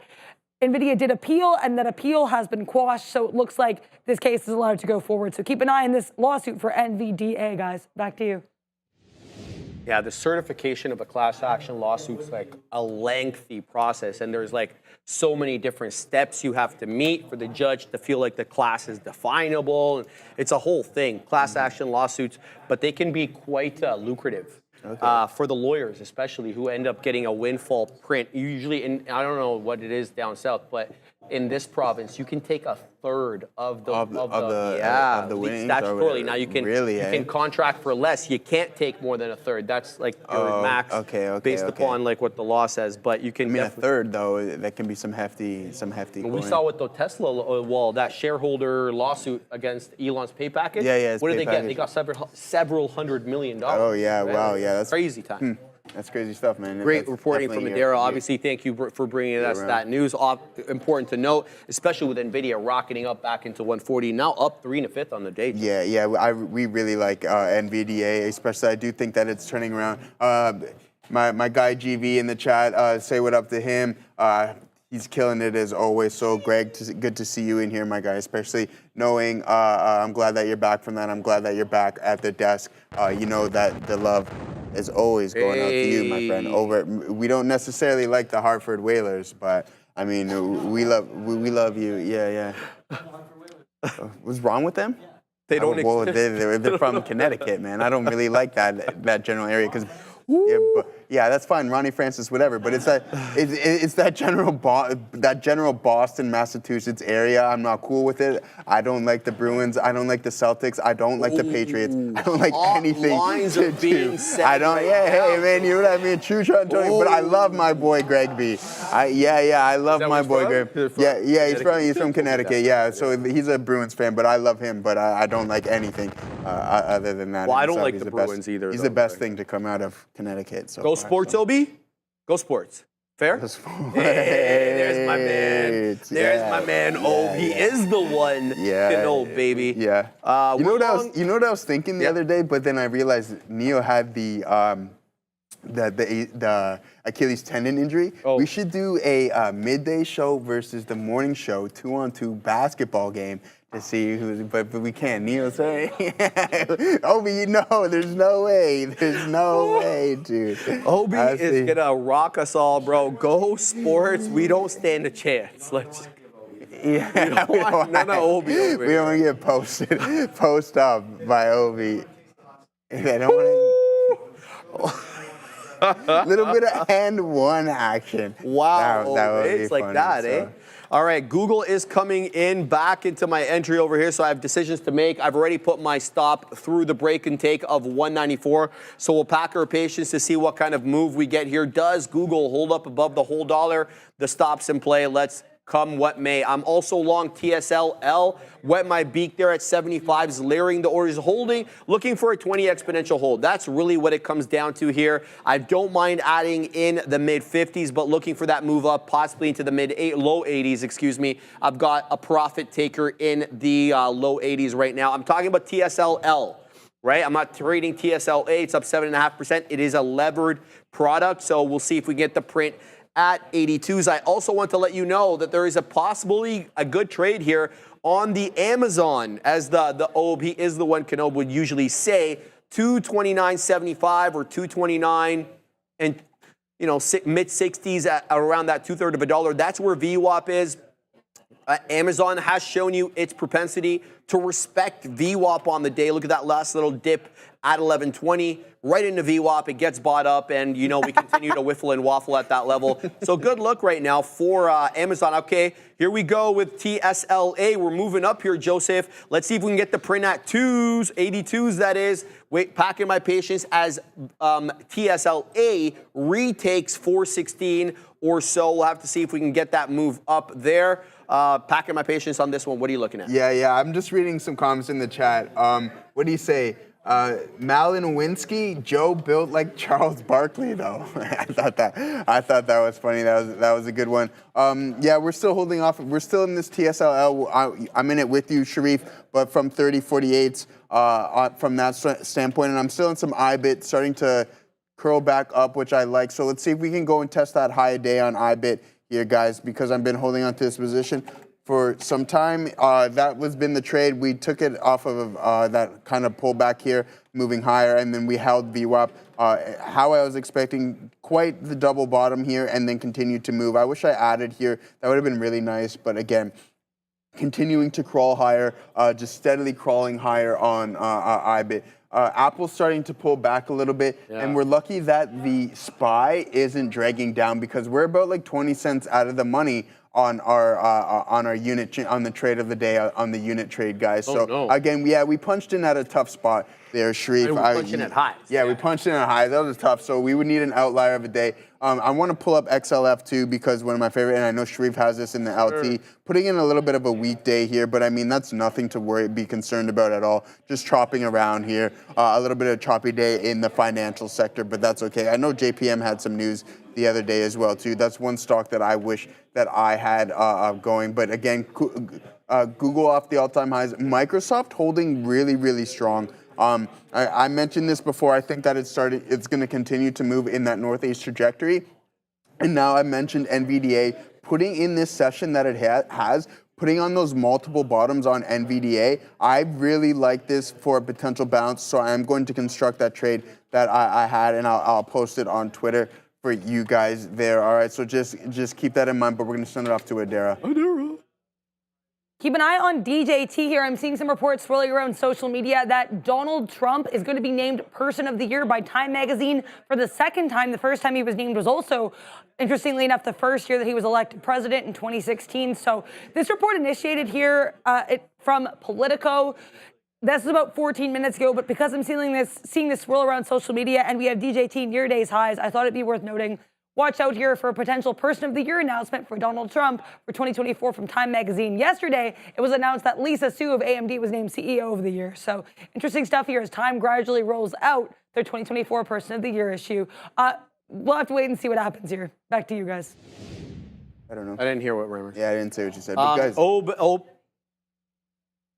Oh yeah. Well, there's a whole bunch. Ram. They threw Donald's on there. Kamala Harris is on there. You got Elon on there. There's a bunch of others. I saw it on X the other day. It showed kind of who Time had selected. Super interesting. We'll have to wait and see who ends up getting it. Not that really makes much of a difference anyway. What about Jensen? I don't know if Jensen's on there. Actually, I have to look at the thing again. He's crying somewhere? Why would he be crying, Ram? The dude just only popped up $50 billion. Yeah, he's only got too much money.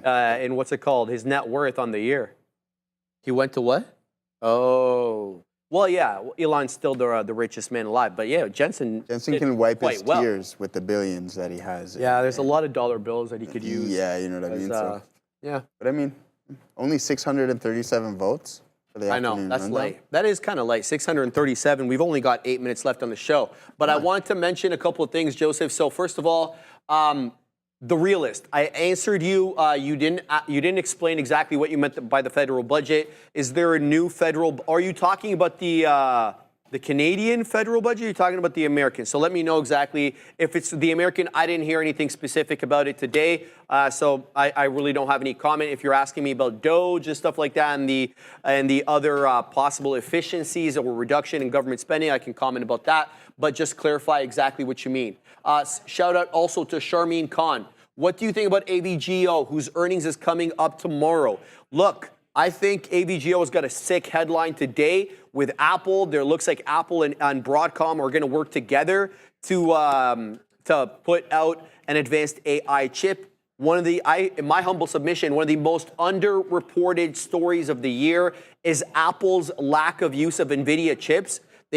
From my understanding, they haven't bought any of the H100s that everybody else is buying hand over fist. We've heard them use Google's TPU, the Tensor Processing Unit. We also heard that they were using the Trainium 2 made by Amazon. Now we're hearing that they're using Broadcom. I've heard nothing about Apple and NVIDIA. So I like the association with Broadcom. Now, if you're asking me how I feel Broadcom's going to do, well, I mean, really, it's hard to say, right? Earnings are great. You've got a great tailwind. Last time around, they did quite well as well. They, so much so that they split 10-1. Let's have a look at the daily chart and look at the technicals. But, we're not going to comment much on the fundamentals, but here it is. So we're definitely not at highs, but we are in a bit of a consolidation zone. So you kind of feel, people or big money building their position in this consolidation zone. We could get a monster break of that all-time high. I'd say to you 185, 186 is the real level, despite the fact that all-time highs is like 188.50 or something like that back on June 18th. I like Broadcom. A lot of other people like Broadcom, not just because, it's in the AI game, but also because they can't stomach NVIDIA's valuations, so they look to the next best thing. Debating whether that's AMD or Broadcom, I'll submit to you, having a look at the chart, Broadcom is the better play than AMD. And this is the Broadcom chart, and then this is the AMD chart. So, you can make your own decisions with that kind of look right there. So that's my little 411 about Broadcom. Not much else to say about that. We'll find out tomorrow how they do on earnings, Joseph. So here's the deal. We're going to look to get out of this Tesla position now using TSLA, because we put up a beak weather at 92s, but there's all these topping tail candles through the break of that level at 88s or about 89s. We're putting in lower highs on Tesla, even though we're kind of holding above the 20 and the 10. This is what I'm talking about right here. So each of these 5-minute candles has a lower high than its predecessor. So I'm kind of concerned that the bottom could be coming off here on Tesla and we could get a bit of a reversion trade. We'll have to wait and see. I've moved up my stop to account for that. Second thing I want to mention, I got stopped out of Google for the last remaining amount. Did well on this one. It broke down below 194. I had a tight stop near my entry, so we're all out of that as Google now kind of breaking down below the 10 and the 20 could be looking possibly to move back into 192 or around VWAP or so. We'll have to see what that does. SFIX, okay, another high of the day, but I didn't get printed. This went up to 699. I was waiting at 705s with the last remaining out here on SFIX. So we'll have to pack our patience on that one. It wasn't forthcoming in terms of a print. Where is my SFIX? There it is. Okay. So we go into 699s, but we don't cross 7. So that's what I'm looking at right now, Joseph. Last 2 trades I've got on. Tesla may not be that much longer because we're breaking down. Yeah, totally, guys. Okay, it's time to step out of this trade, guys. Unfortunately, we're going to have to take an L on this one, so we're going to document the 4th trade, all right? So we're going to go 2-2 on this 500 Hockey Club. That's okay. So 607.82, it's going to be our out on that one, guys. So it is now documented. Unfortunately, we have to take an L on this one. I mean, from an entry standpoint, it was tough, all right? So we were in for it on that one. So we'll mark the L. I'm not going to put in the price just yet. I'll fill that out later for everybody, but the timeout is 155, and that's the 4th trade, guys. All right, so unfortunately a little bit of an L on that one, but that's okay. What really matters is that the losses are significantly smaller than what we're gaining, so continue to move positively on that one, guys, and I'll do that calculation for everybody, and we'll fill this out, but here is the equity curve. Going to slope down a little bit, but I'm sure that we can pick it up from that point there, my friend. What do you got going on?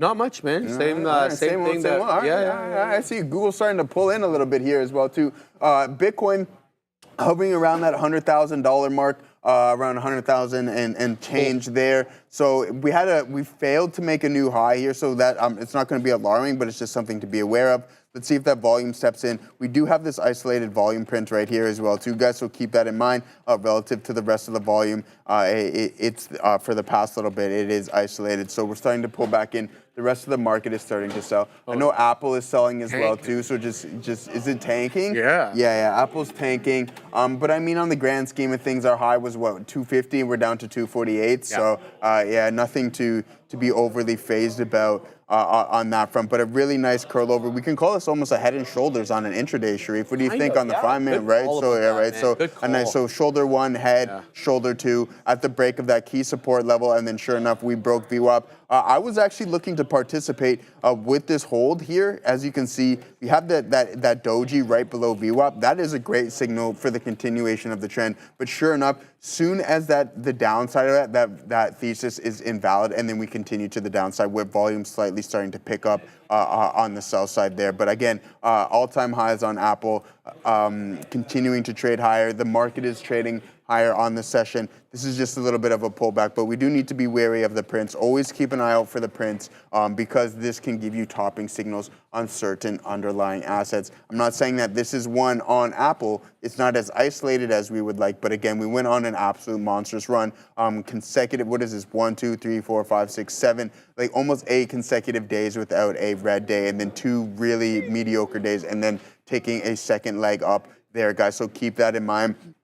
I think we do continue higher on this one, especially with Microsoft continuing to move to the top side. We like Microsoft, and then Tesla making all-time highs. And then I think we do get that bounce on NVDA as well too, guys. So that is why I'm going to construct that option spread on NVDA, because I think that this is a potential bottom, Sharif. All right, let's have a look at the small cap gappers that we had on earlier today. Let's see which ones are fading and which ones are continuing to hang. SFIX right back into that high today again at 699. So I'm going to wait either for the end of the show, I'll flatten out, or I'll wait for that 705 print. MIND was the trade that I missed. I initially I wasn't of the mind to take it because, well, it was below VWAP, but now it has worked its way above 6, having issues with 6 though. AMPG was really good until it gave up the ghost below VWAP, rejecting VWAP and looking to make a bigger move back down. VRAR, we were long this one earlier, again, got flattened out as it broke below the volume weighted average price. So we had to let that bad boy go. DXYZ continues to print higher highs, 76.70 now on DXYZ. Very strong, good move up on the day. Continuing to go 23%. What a move for the SpaceX holding company. It's not the only one that you can get exposure to SpaceX for. I think the ARK one as well, or one of the ARK ETFs has it as well. Which one is it, Katina Man? Do you know? Neil knows. The ARK Venture, says the Katina Man. We also traded GameStop. The worst trade that I've had on the day. Shouldn't have been punching in at 30s. Likely should have been waiting for a technical area of support, like $29 area where you had that bull flag breakout. That's where it held up. And it gave you a nice little pop on there, 60, 70 penny pop off that level. Last but certainly not least, certainly least actually, LDTC. It was a great move up initially, multiple halter, and then it really gave back the entire ghost from that 275 high and well below the volume weighted average price right now, Joseph. So that's all I've got. It is now though 2 o'clock. It's time to send you to the big kahunas. Obi's in today for Neil. We'll see you guys tomorrow, same bad time, same bad channel. Get them, boys. So, how's it going, Obi? Would you look at that? Would you look at that? Would you look at that? I can't believe I'm looking at that right now. This market is absolutely wild, guys. Set up my earpiece.